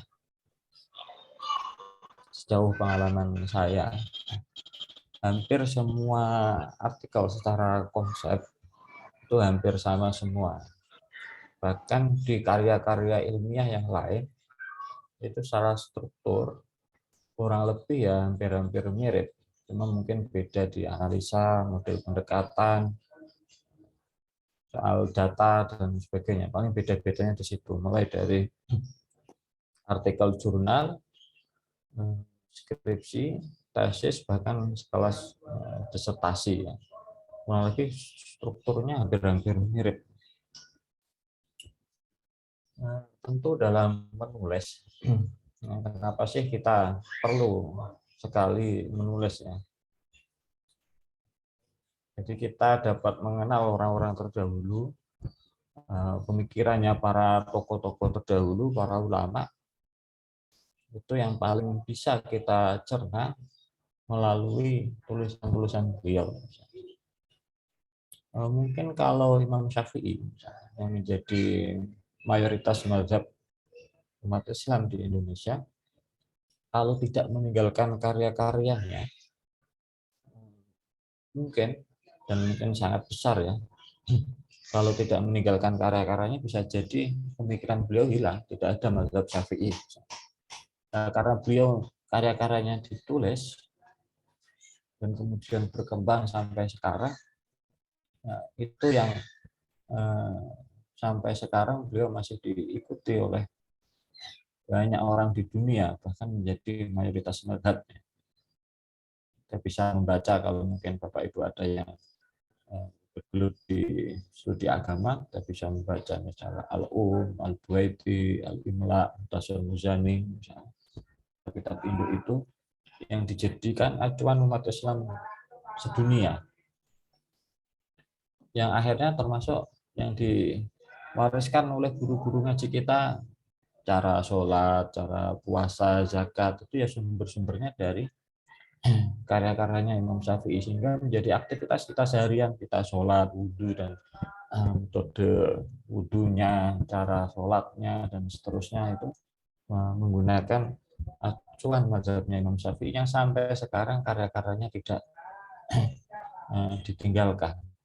Nah, itu sudah puluhan ratusan tahun yang lalu. Bayangkan seandainya Imam Syafi'i tidak menulis karyanya atau karyanya tidak ditulis oleh murid-muridnya, nah, bisa usang, bisa tidak laku mazhabnya kan begitu. Nah, termasuk tulisan-tulisan dari tokoh-tokoh Barat, misalnya para filsuf yang akhirnya menjadi pemikiran, menjadi berbagai cabang ilmu pengetahuan yang mulai dari tokoh-tokoh klasik Yunani misalnya seperti Aristoteles, Plato, Socrates, kemudian ke tokoh-tokoh abad pertengahan dan seterusnya, sehingga timbullah ilmu-ilmu dari pemikiran para filosof itu, ilmu matematika, ilmu fisika, biologi yang sampai sekarang dikembangkan bahkan dipelajari di sekolah-sekolah. Itu sumbernya dari teks-teks kuno klasik yang dipelajari sampai abad-abad setelah.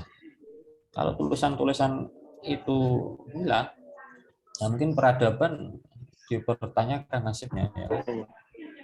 Ada beberapa peradaban dari sejarah yang sempat hilang, itu seperti peradaban Babilonia, peradaban di sekitaran Mesir di situ yang tidak terekspos atau karya-karyanya tidak terdokumentasi dengan baik sehingga hilang, ya kan. Nah, tetapi peradaban yang berkembang dari Yunani, karena Yunani itu naskahnya, dokumennya ada dan bisa dipelajari ke generasi berikutnya. Nah, peradaban Persia juga itu sempat hilang karena dokumentasinya tidak terbukukan dengan baik. Nah, maka pentingnya menulis sampai ke generasi-generasi berikutnya. Nah, maka ada istilah ya, kalau gajah mati meninggalkan gading, kalau manusia mati bisa dikenal ya meninggalkan karya atau tulisan. Nah, itulah mengapa menulis itu menjadi salah satu yang penting bagi kita dan juga generasi-generasi kita nanti, untuk anak cucu kita. Seberapa besar kontribusi itu yang paling kuat ya lewat tulisan, sehingga bisa dipelajari oleh generasi-generasi berikutnya. Oke, kita ke artikel ilmiah populer. Artikel ilmiah populer sebagaimana namanya ya, namanya artikel ilmiah, mengandung porsi ilmiah, yang sempat saya singgung, itu kurang lebih hampir sama dengan artikel ilmiah di tempat-tempat lain ya, di jurnal, karya-karya besar seperti tesis, skripsi, disertasi. Cuman karena ada ya tambahan istilah populer, mungkin pembedaannya di bahasa. Apa ada nama ilmiah populer? Karena sasarannya artikel ilmiah populer ini tidak spesifik untuk kelompok masyarakat tertentu, tapi artikel ini dibaca oleh masyarakat luas yang background-nya bermacam-macam, sehingga bahasa yang digunakan dalam artikel ilmiah populer gunakanlah bahasa-bahasa yang bisa dipahami oleh masyarakat banyak, ya, masyarakat luas. Mungkin bedanya kalau jangan nulis artikel ilmiah di jurnal biologi lah misalnya, atau jurnal fisika. Itu kan memang orang-orang yang concern di bidang fisika atau biologi yang membacanya. Tetapi kalau artikel yang populer, ini semua background. Bahkan masyarakat awam pun ikut membaca, sehingga bahasa di dalam artikel ilmiah populer perlu diperhatikan menggunakan bahasa yang mudah dipahami oleh masyarakat luas. Dan yang paling penting ya, sebuah tulisan itu mau dibaca oleh orang lain itu soal ide biasanya. Apa yang Anda tawarkan untuk membaca? Memang untuk ide yang baik itu biasanya diasah dengan gagasan ya, dan juga pengetahuan seberapa banyak pengetahuan yang kita serap, seberapa banyak informasi yang kita dapat, seberapa sering kita membaca buku misalnya. Nah, ini yang turut mewarnai ide-ide itu bisa datang.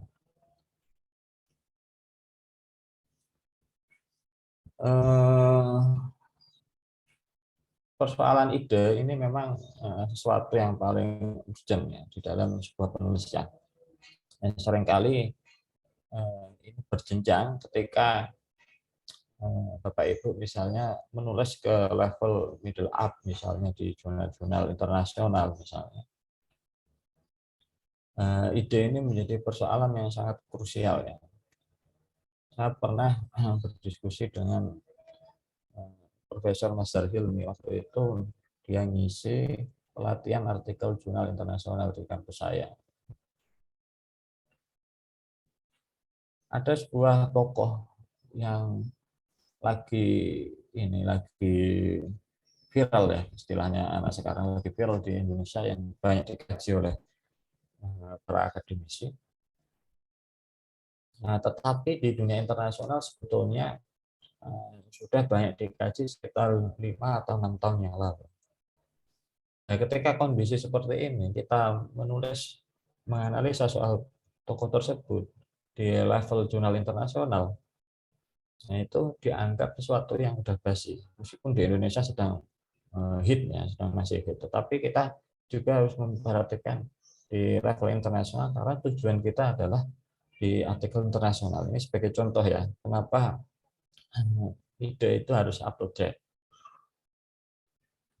Nah, termasuk meskipun ini untuk artikel ilmiah populer di koran kita ya, di koran Joglo Jateng, harapannya ide ini tetap diperhatikan ya, karena tulisan Bapak Ibu nanti di-share, di-upload di website, diterbitkan di koran, artinya juga dibaca oleh orang.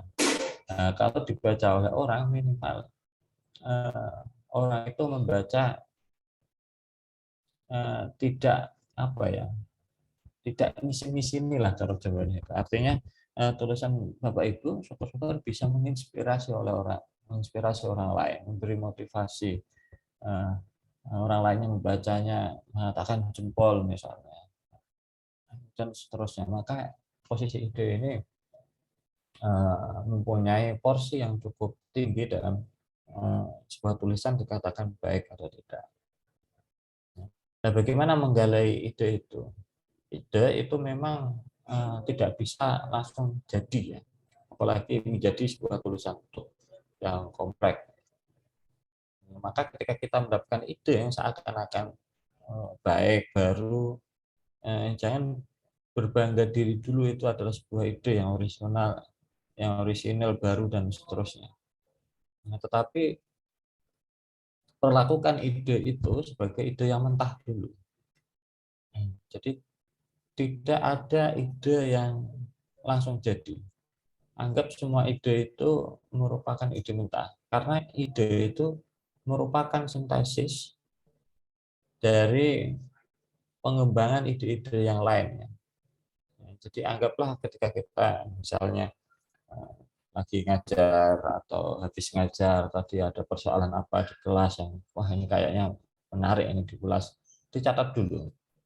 Nah, baru setelah itu ide ini dicari datanya, dikembangkan. Nah, tuliskan meskipun ide itu masih mentah ya, idenya masih mentah, kita catat di buku atau di HP dulu karena biasanya kalau nggak dicatat lupa. Nah, dan ide itu bisa muncul kadang-kadang kapan saja tanpa kita inginkan ya, tanpa kita sadari. Kadang-kadang seringnya itu malah kadang lagi BAB di kamar mandi, kadang pikiran sampai kemana-mana, ada ide-ide yang muncul di situ. Atau lagi apa, lagi nyantai di depan rumah misalnya, atau sebelum mengajar misalnya masih menunggu jam masuk misalnya dan seterusnya, kadang ide-ide itu muncul eh, tanpa kita prediksi. Nah, ketika muncul, usahakan segera untuk ditulis biar nggak lupa. Kadang-kadang nggak ditulis dulu, biasanya lupa. Nah, tuliskan meskipun ide itu masih mentah. Nah, setelah ditulis, nanti baru disandingkan dengan konteks data. Misalnya, Anda punya ide soal metode mengajar misalnya. Metode mengajar yang paling efektif misalnya melalui pertanyaan, katakanlah seperti itu. Maka konteks data mengenai penjelasan mengenai ini nanti kita sandingkan, kita cari datanya di buku-buku atau browsing dulu misalnya melalui internet di HP misalnya. Nah, ketika sudah disandingkan, nah ini nanti biasanya kita akan mendapatkan inspirasi-inspirasi lanjutan. Nah, ketika sudah disandingkan dengan konteks data, maka piculah dengan pertanyaan-pertanyaan dan kata kunci keyword. Misalnya soal pengajaran, ya pengajaran eh, bagaimana gitu, atau bagaimana pengajaran itu bisa lebih menarik, atau dengan apa, atau dengan cara apa, pendekatan apa, dan seterusnya bisa kita pertajam dengan pertanyaan-pertanyaan yang kita munculkan. Secara garis besar, untuk ide cara mengatasinya begini, secara garis besar. Tetapi nanti kita sandingkan dengan struktur artikel, lalu kita buat outline dan seterusnya untuk memperluas ide yang awalnya muncul itu. Nah, maka sebelum kita bikin outline, alangkah baiknya kita harus mengerti dulu artikel itu bagaimana sih dalamnya, kira-kira begitu. Tentu yang pertama dalam sebuah artikel ilmiah pasti ada pendahuluan. Pendahuluan itu isinya masalah, isinya latar belakang masalah, kurang begitu. Yang namanya pendahuluan dalam karya ilmiah pasti ingin mengungkapkan, oh ini ada masalah, dan masalah itu bagaimana cara penyelesaiannya. Latar belakang masalah itu muncul bagaimana. Nah, biasanya di dalam masalah itu tentu ada, ini juga teori umum di penulisan artikel ilmiah, ada gap antara teori dengan kenyataan, ada gap antara desain sama desolen biasanya. Teori dengan kenyataan, teori dengan teori atau kenyataan dan kenyataan yang lain. Nah, biasanya masalah timbul ada 3 faktor ini. Dan masalah-masalah itu karena ini spesifiknya untuk spesialisasi di mapel panjenengan semua, nah maka sesuaikan di kondisi itu. Kalau ke umum bisa di sekitar kita, isu daerah, isu nasional, ini umum ya. Atau kalau memungkinkan, mapel Anda yang masih kaitannya dengan ini, itu bisa. Nah, setelah tahu itu latar belakang, silakan ditulis. Nah, tentu dalam pendahuluan hampir sama dengan ini, dengan karya-karya ilmiah yang lain, kurang lebihnya antara latar belakang, teori, masalah, dan seterusnya. Kemudian kita fokuskan masalah itu.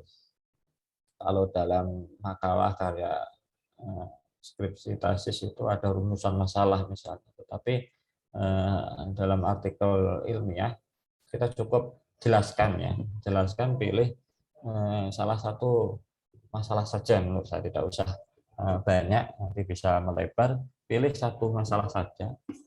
Untuk mempermudah itu, pilihlah masalah yang menarik dan yang paling Anda ketahui.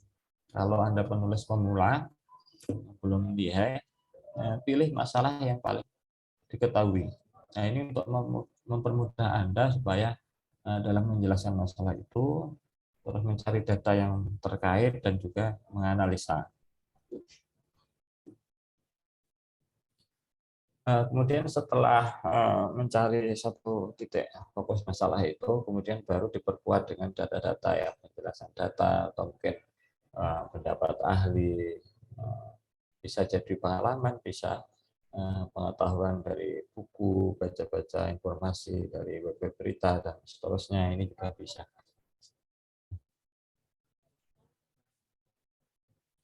Setelah masalah itu dijelaskan,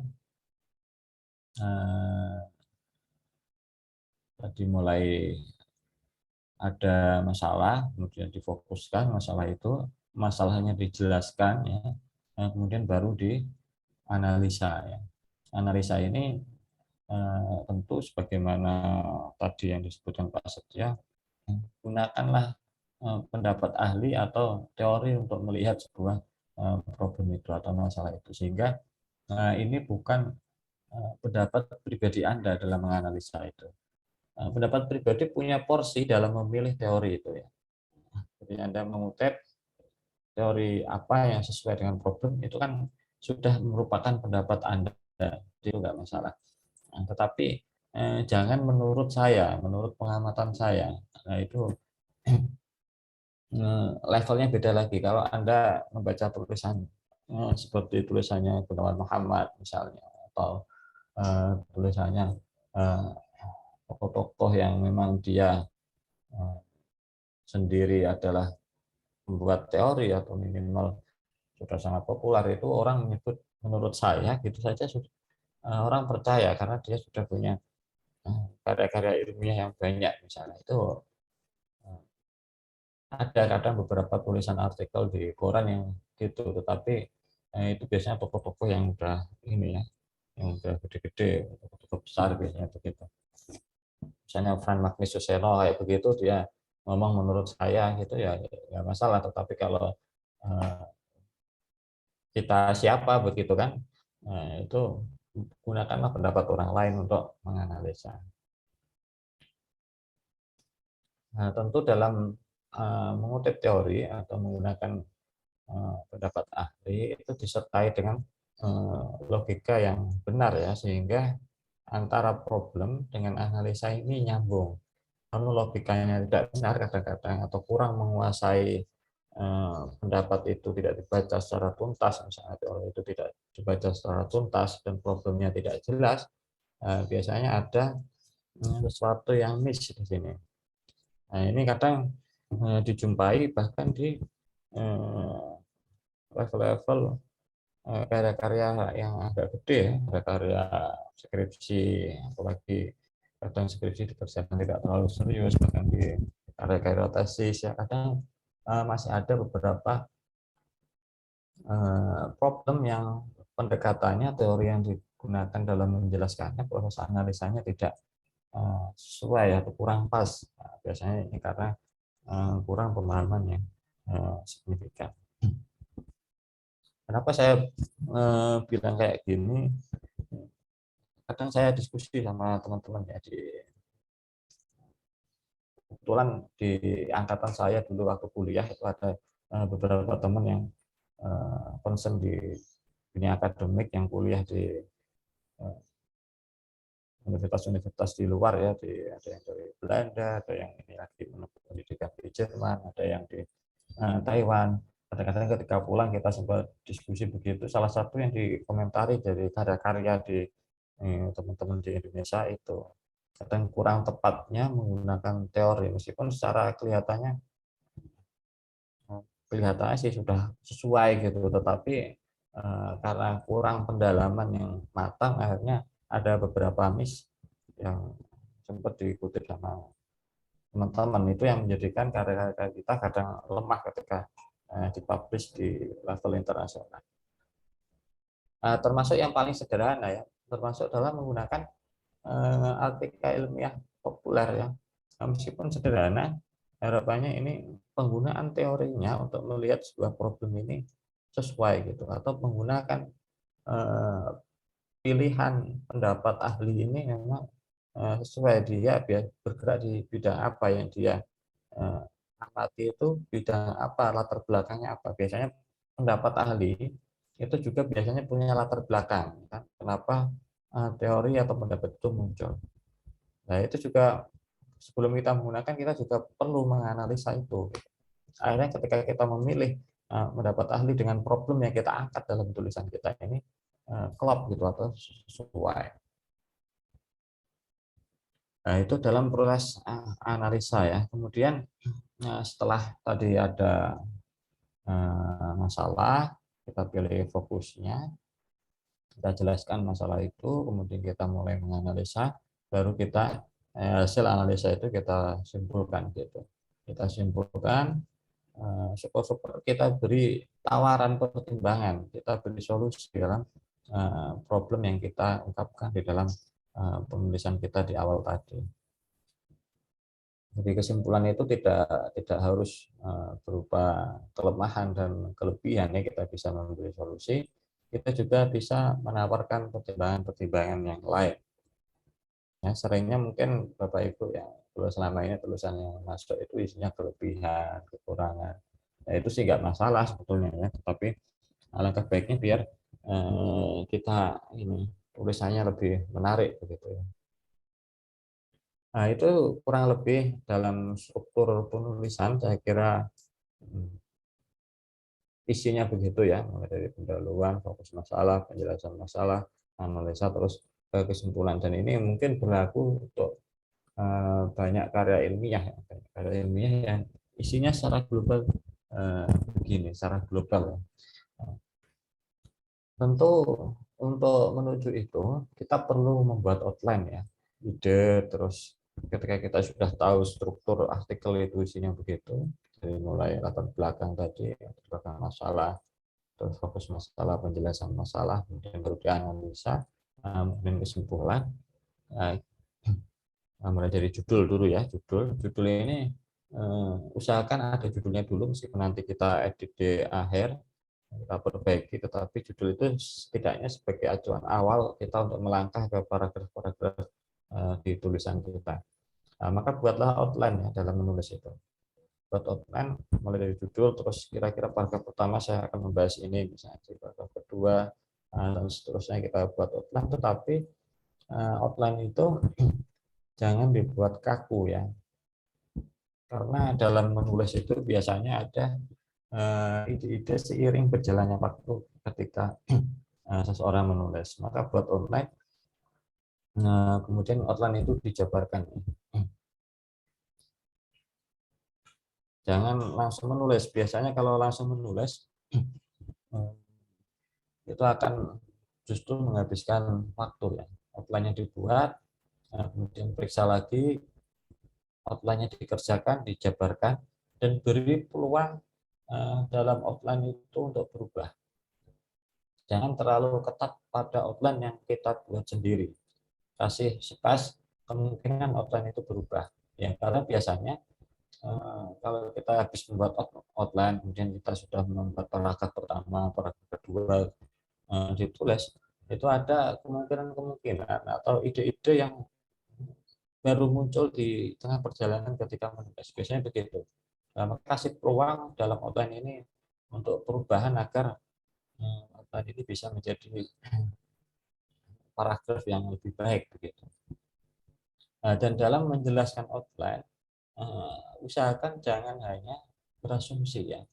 Dalam menjabarkan outline itu jangan hanya berasumsi, tetapi berpijak pada penalaran yang benar dan juga data-data yang sebelumnya Anda kumpulkan tadi. Setelah ide itu disinkronkan dengan data-data, kita paling nggak sudah punya data-data itu.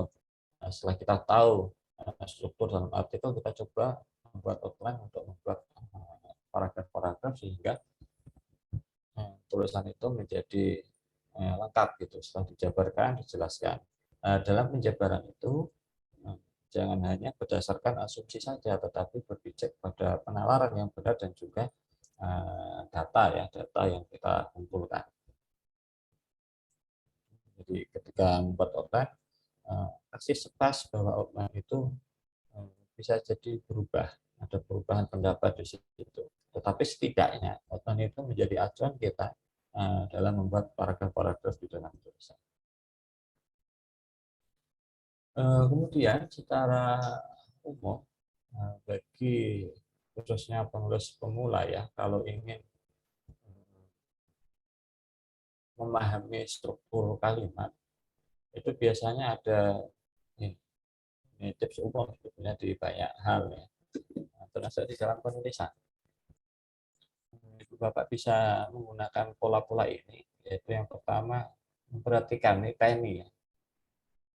lihat tulisan yang sudah tayang di media, perhatikan struktur kalimatnya, struktur penulisannya, dan juga paragrafnya. Nah, ini untuk mengatasi bagaimana kita ketika penulis awal biasanya itu ketika menulis hubungan antara paragraf satu dengan paragraf yang lain, antara kalimat satu dengan kalimat yang lain biasanya masih kaku, pola-polanya masih sesuai dengan kebiasaan lama biasanya begitu. Nah, ini bisa dicairkan dengan pola-pola 3N ini. Kita cari tulisan yang menurut dengan bagus, kita perhatikan, kita baca, kita perhatikan strukturnya, struktur kalimatnya, paragrafnya, hubungan antar paragraf, hubungan antar kalimat, bahkan mungkin hubungan antar kata, pemilihan diksi sampai sedetail itu. Nah, kemudian untuk memperkuat itu ditirukan tulisan itu. Niroke ini ditulis ulang aja.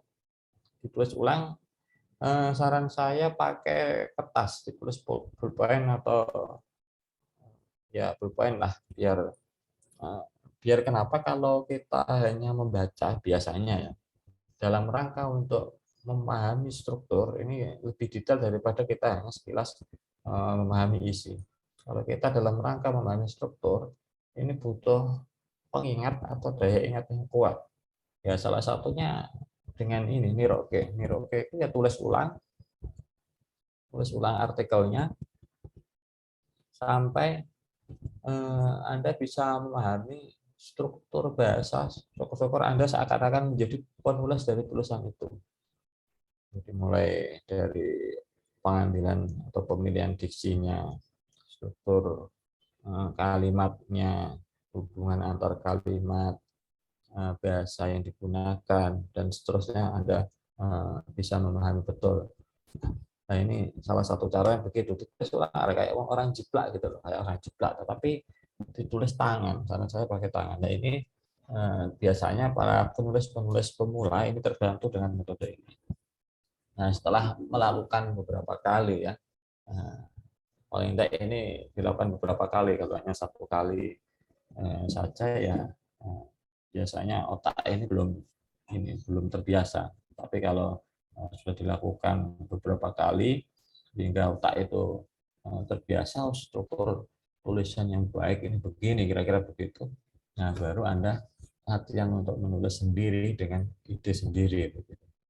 Nah, ini mungkin teknik Niroke ini butuh dilakukan berulang-ulang. Biasanya untuk penulis pemula ini cukup membantu dalam menyusun struktur kalimat, paragraf, dan seterusnya.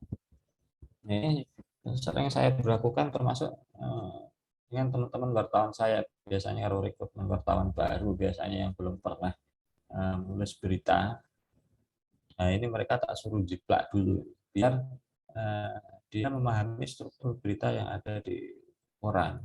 Setelah itu dia nulis, saya cek kurangnya ini, koreksi, seiring berjalannya waktu akhirnya dia bisa memahami penulisan berita, struktur berita yang baik dan benar itu bagaimana. Nah, ini biasanya tips untuk pemula ya. Kalau Anda sudah terbiasa dengan menulis, ya monggo itu akan lebih baik. Minimal Anda butuh memahami struktur penulisan orang lain yang sudah terbit begitu. Atau mungkin Anda pengen menggunakan gaya bahasa sesuai tokoh idola Anda misalnya. Cara ini juga bisa efektif. Misalnya Bapak Ibu ada ya fan sama penulis-penulis tulisannya Fran Magnis Suseno di artikel populer misalnya di media massa, cari aja misalnya tulis ulang. Atau ada yang fan sama tulisannya Sindunata misalnya dari tokoh Safat dia ya. Itu juga sering nulis di media massa. Atau sama tulisannya Gunawan Muhammad misalnya, ini cukup populer di catatan pinggirnya Tempo misalnya itu. Nah, itu bahasanya lebih lugas lagi, lebih apa ya, kalau menurut saya lebih menghentak gitu.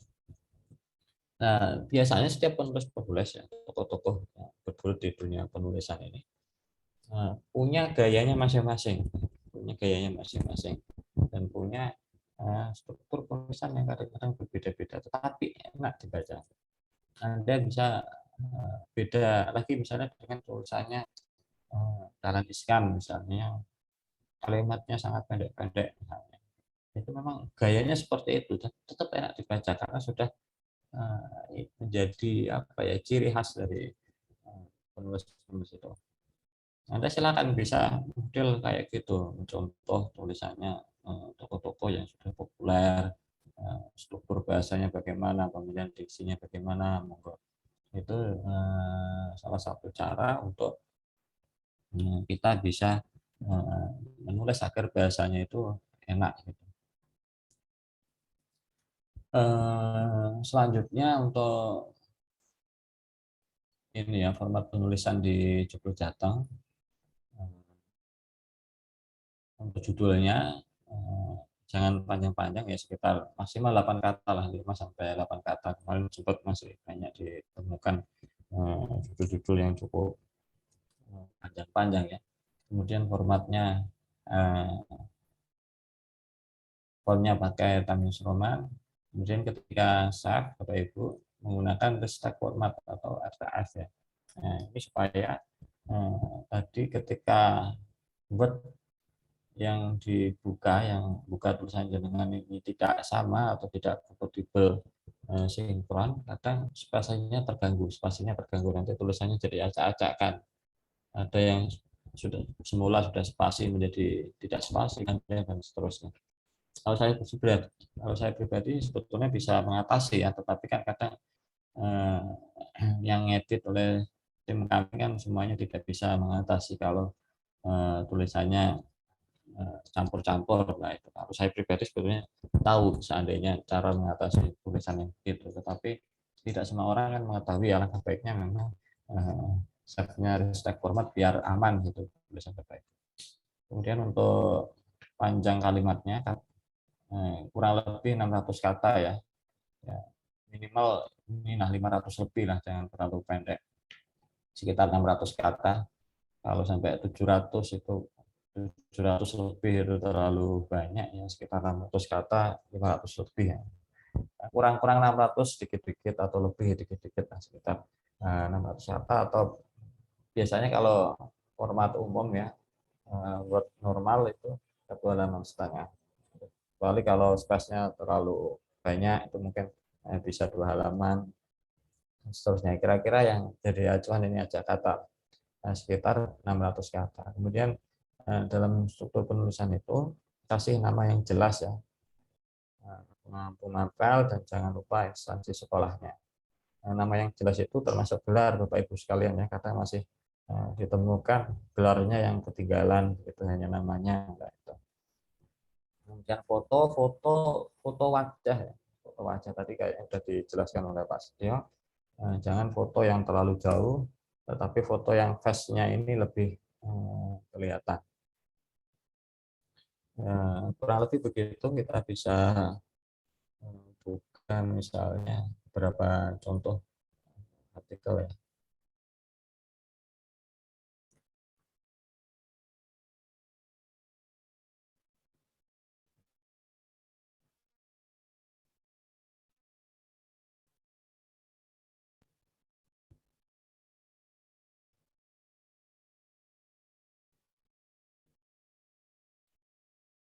Ini saya share salah satu contoh artikel ya.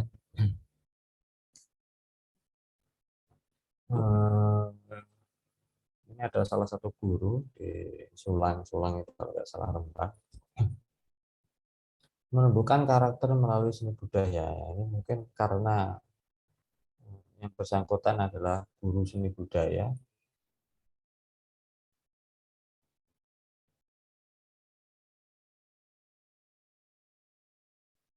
Nah, dalam berikan latar belakang masalah, itu caranya macam-macam. Ada yang mulai dulu melalui pendidikan secara umum, kemudian baru disebutkan soal budaya dan karakter, karena kebetulan judul yang diangkat oleh penulis adalah karakter melalui seni budaya.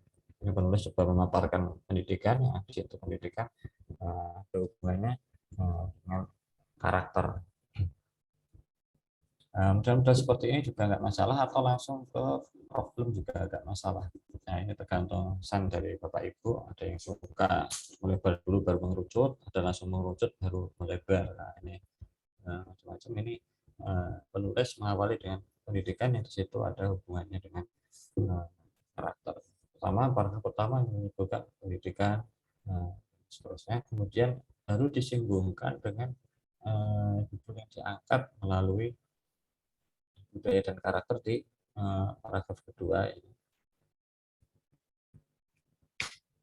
Kelangsungan kehidupan itu ya yang di atas ditandai dengan warisan budaya dan karakter. Nah, ini artinya penulis mengarahkan pendidikan yang ada kaitannya dengan hubungannya dengan karakter dan budaya.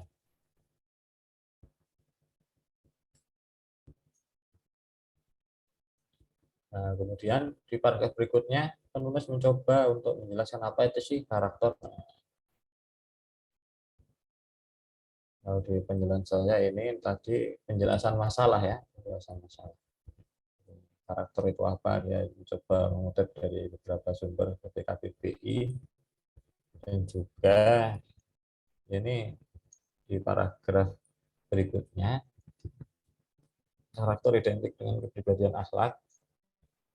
Ini mengutip dia mengutip dari buku atau pendapat ahli untuk menjelaskan pengertian karakter.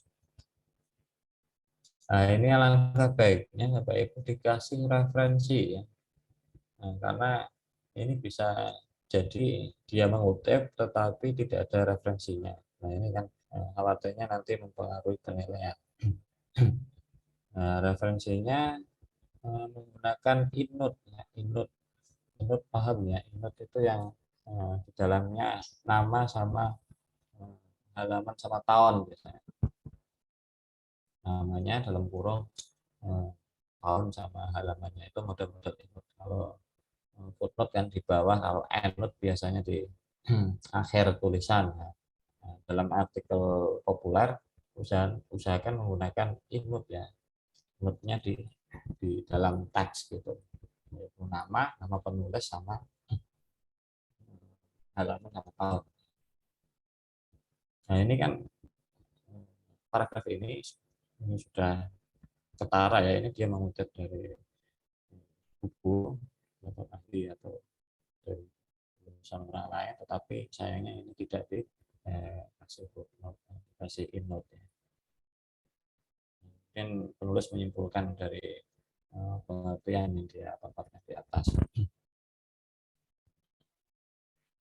Nah, setelah penjelasan masalah ini mulai baru masuk pemaparan seni budaya yang ada di sekolahnya. Nah, ini sebenarnya sudah masuk di proses analisa ya.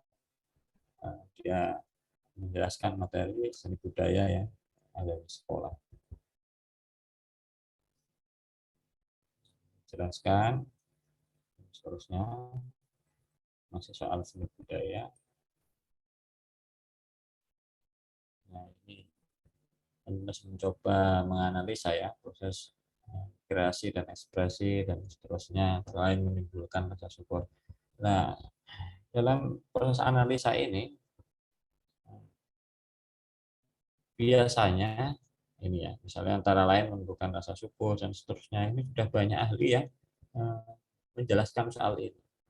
Nah, dalam proses ini usahakan Anda juga mengutip pendapat para ahli dalam menjelaskan proses analisa Anda, sehingga ini punya referensi begitu. Kan memang tulisan nggak punya referensi, nanti khawatirnya nggak ternilai.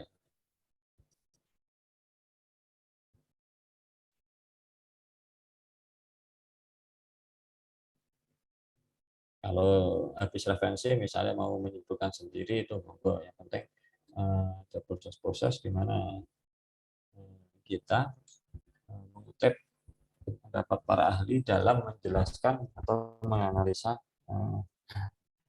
masalah yang kita angkat dalam tulisan. Nah, termasuk data-datanya. Saya yakin di sini penulis masih banyak ini mengutip dari buku-buku pendapat orang lain. Nah, kemudian baru dijelaskan menjadi sebuah kesimpulan ini. Yang terakhir ini sudah kesimpulan. Cuman ini Bapak Ibu, jadi selama ini masih ada beberapa ditemukan ya, meskipun kita tidak ngecek secara langsung menggunakan alat ini ya, plagiarisme atau apa. Nah, sebetulnya dari tulisan yang disampaikan itu sudah ketara ya, apalagi yang awalnya adalah copy paste dari jurnal atau copy paste dari tulisan orang lain yang ketika copy paste itu formatnya belum disesuaikan, itu masih ngebelaknya di tulisan itu masih kelihatan. Nah, usahakan kalau copy penjelasan data dari orang lain itu dibuat parafrase. Secara substansi Anda idenya atau penjelasannya dari mengutip buku A atau penjelasan dari ahli siapa, tapi usahakan kalimatnya ini menggunakan bahasa sendiri. Ketika nanti di misalnya ada yang serius mungkin ke depannya atau dibuat artikel-artikel yang reviewernya lebih serius, nanti itu sangat berpengaruh terhadap tulisan jenengan. Artinya itu harus dicek betul menjadi parafrase yang baik ya, sehingga tidak terdetek itu plagiat dari karya orang lain.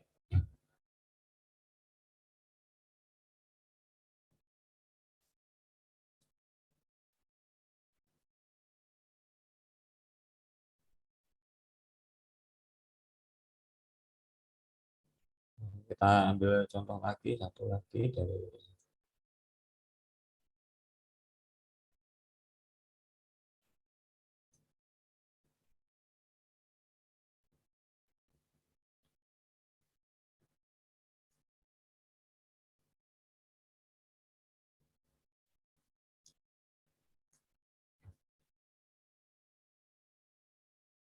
ini juga mungkin dia guru ini ya, guru PPK ya.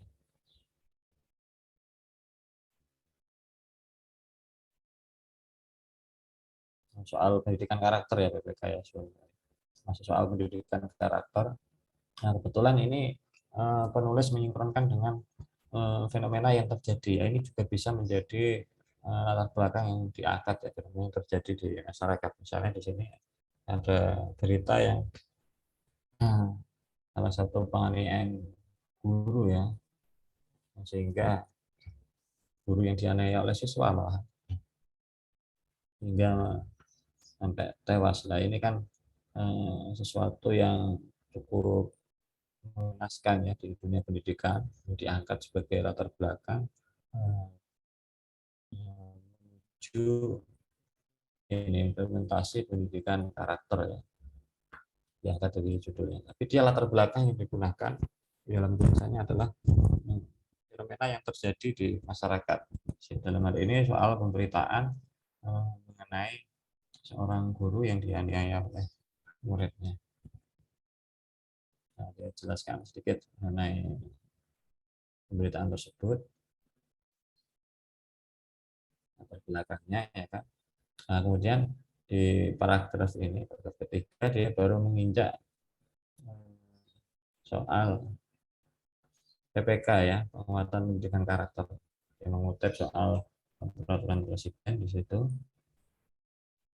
Nah, baru dia sinkronkan masalah problem karakter siswa ya, itu ibaratnya problem karakter siswa sehingga dia tega menganiaya gurunya. Nah, kemudian dia menjelaskan soal peraturan mengenai penguatan pendidikan karakter yang disahkan oleh presiden. Dia jelaskan peraturannya.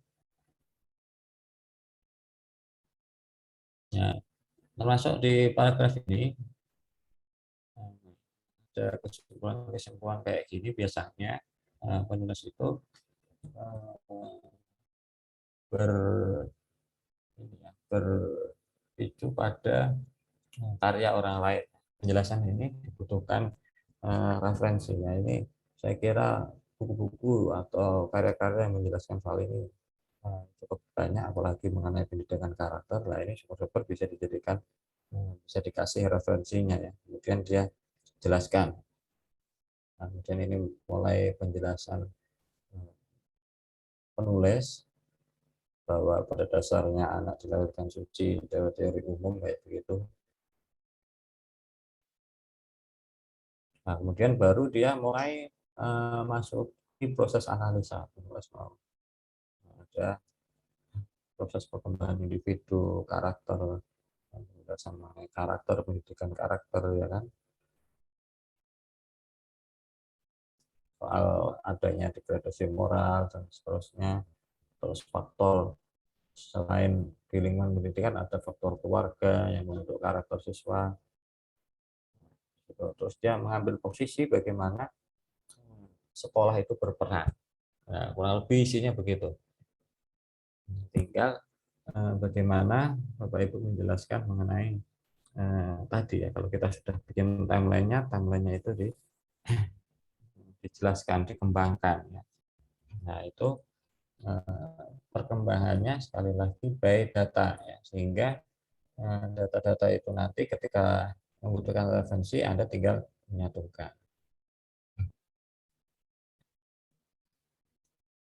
Ya kurang lebihnya itu Bapak Ibu sekalian dapat saya sampaikan sebelum kita akhiri. Mungkin dari Bapak Ibu sekalian ada pertanyaan yang ingin disampaikan, monggo, baik untuk saya maupun untuk Pak Setio, monggo.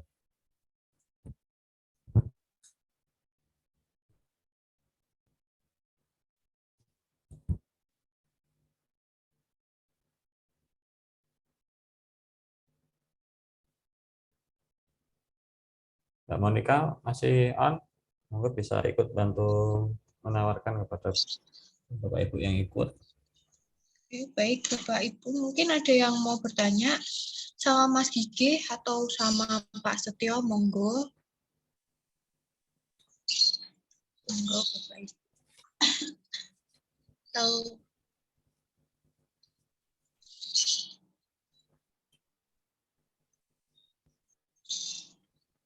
mungkin saya mau menambahkan sedikit ya Mas Gigi dan Pak Setio. Monggo Mbak. Untuk pengiriman korannya itu biasanya saya langsung hari itu juga untuk saya kirimkan. Untuk penambahan koran ataupun ganti alamat itu nanti bisa langsung request, bisa menghubungi Pak Setio atau bisa WA ke nomor saya. Itu Bu. Atau nanti kalau semuanya ada korannya Ibu atau Bapak yang belum sampai 1 minggu, nanti bisa langsung cross check ke saya biar saya bisa carikan Pak nanti bisa cross check itu barangnya kemana. Itu saja tambahan dari saya Bapak Ibu. Terima kasih. Monggo Mas Diki atau Pak Setio mau kalau ada tambahan lagi. Cukup Mbak, oke, cukup. Oke. Kalau untuk koran yang Demak dari Bagian Demak nanti dikirimnya di SMA 1 Bapak Ibu, nanti bisa diambil di SMA 1 Demak. Kalau yang koran di luar Demak nanti menyesuaikan aja. Biasanya memang kemarin itu kadang-kala ada yang koran itu anak mungkin sekolahnya ada yang sudah langganan ya, biasanya ada yang keteringsut atau apa. Tapi sebenarnya sudah terkirim semuanya sebenarnya. Selama ini yang tidak ada masalah, mungkin barangkali hanya mungkin ketidaktahuan pada saat pengiriman aja. Itu aja rata-rata gitu aja yang ada di selama ini Mbak Monica. Oke, Pak. Itu aja. Oke. Siap. Jadi kalau ada request tambahan dan juga alamat mau dikirim di mana kan biasa langsung info Pak Setio atau langsung ke saya. Enggak. Gitu saja. Sampun Pak Setio? Oke, cukup Mbak, cukup. Ya, terima kasih untuk waktunya Bapak Ibu semuanya. Pak Setio, Mas Gigi, terima kasih untuk materi hari ini. Saya mohon maaf kalau banyak salah. Wassalamualaikum warahmatullahi wabarakatuh. Waalaikumsalam. Tadi udah difoto ya tadi ya? Oh ya sudah Pak, Oke. sudah direkam Oke, juga. oke. Matur nuwun. Oke. Oke, mohon izin Bapak Ibu, saya live ya dari chat di grup.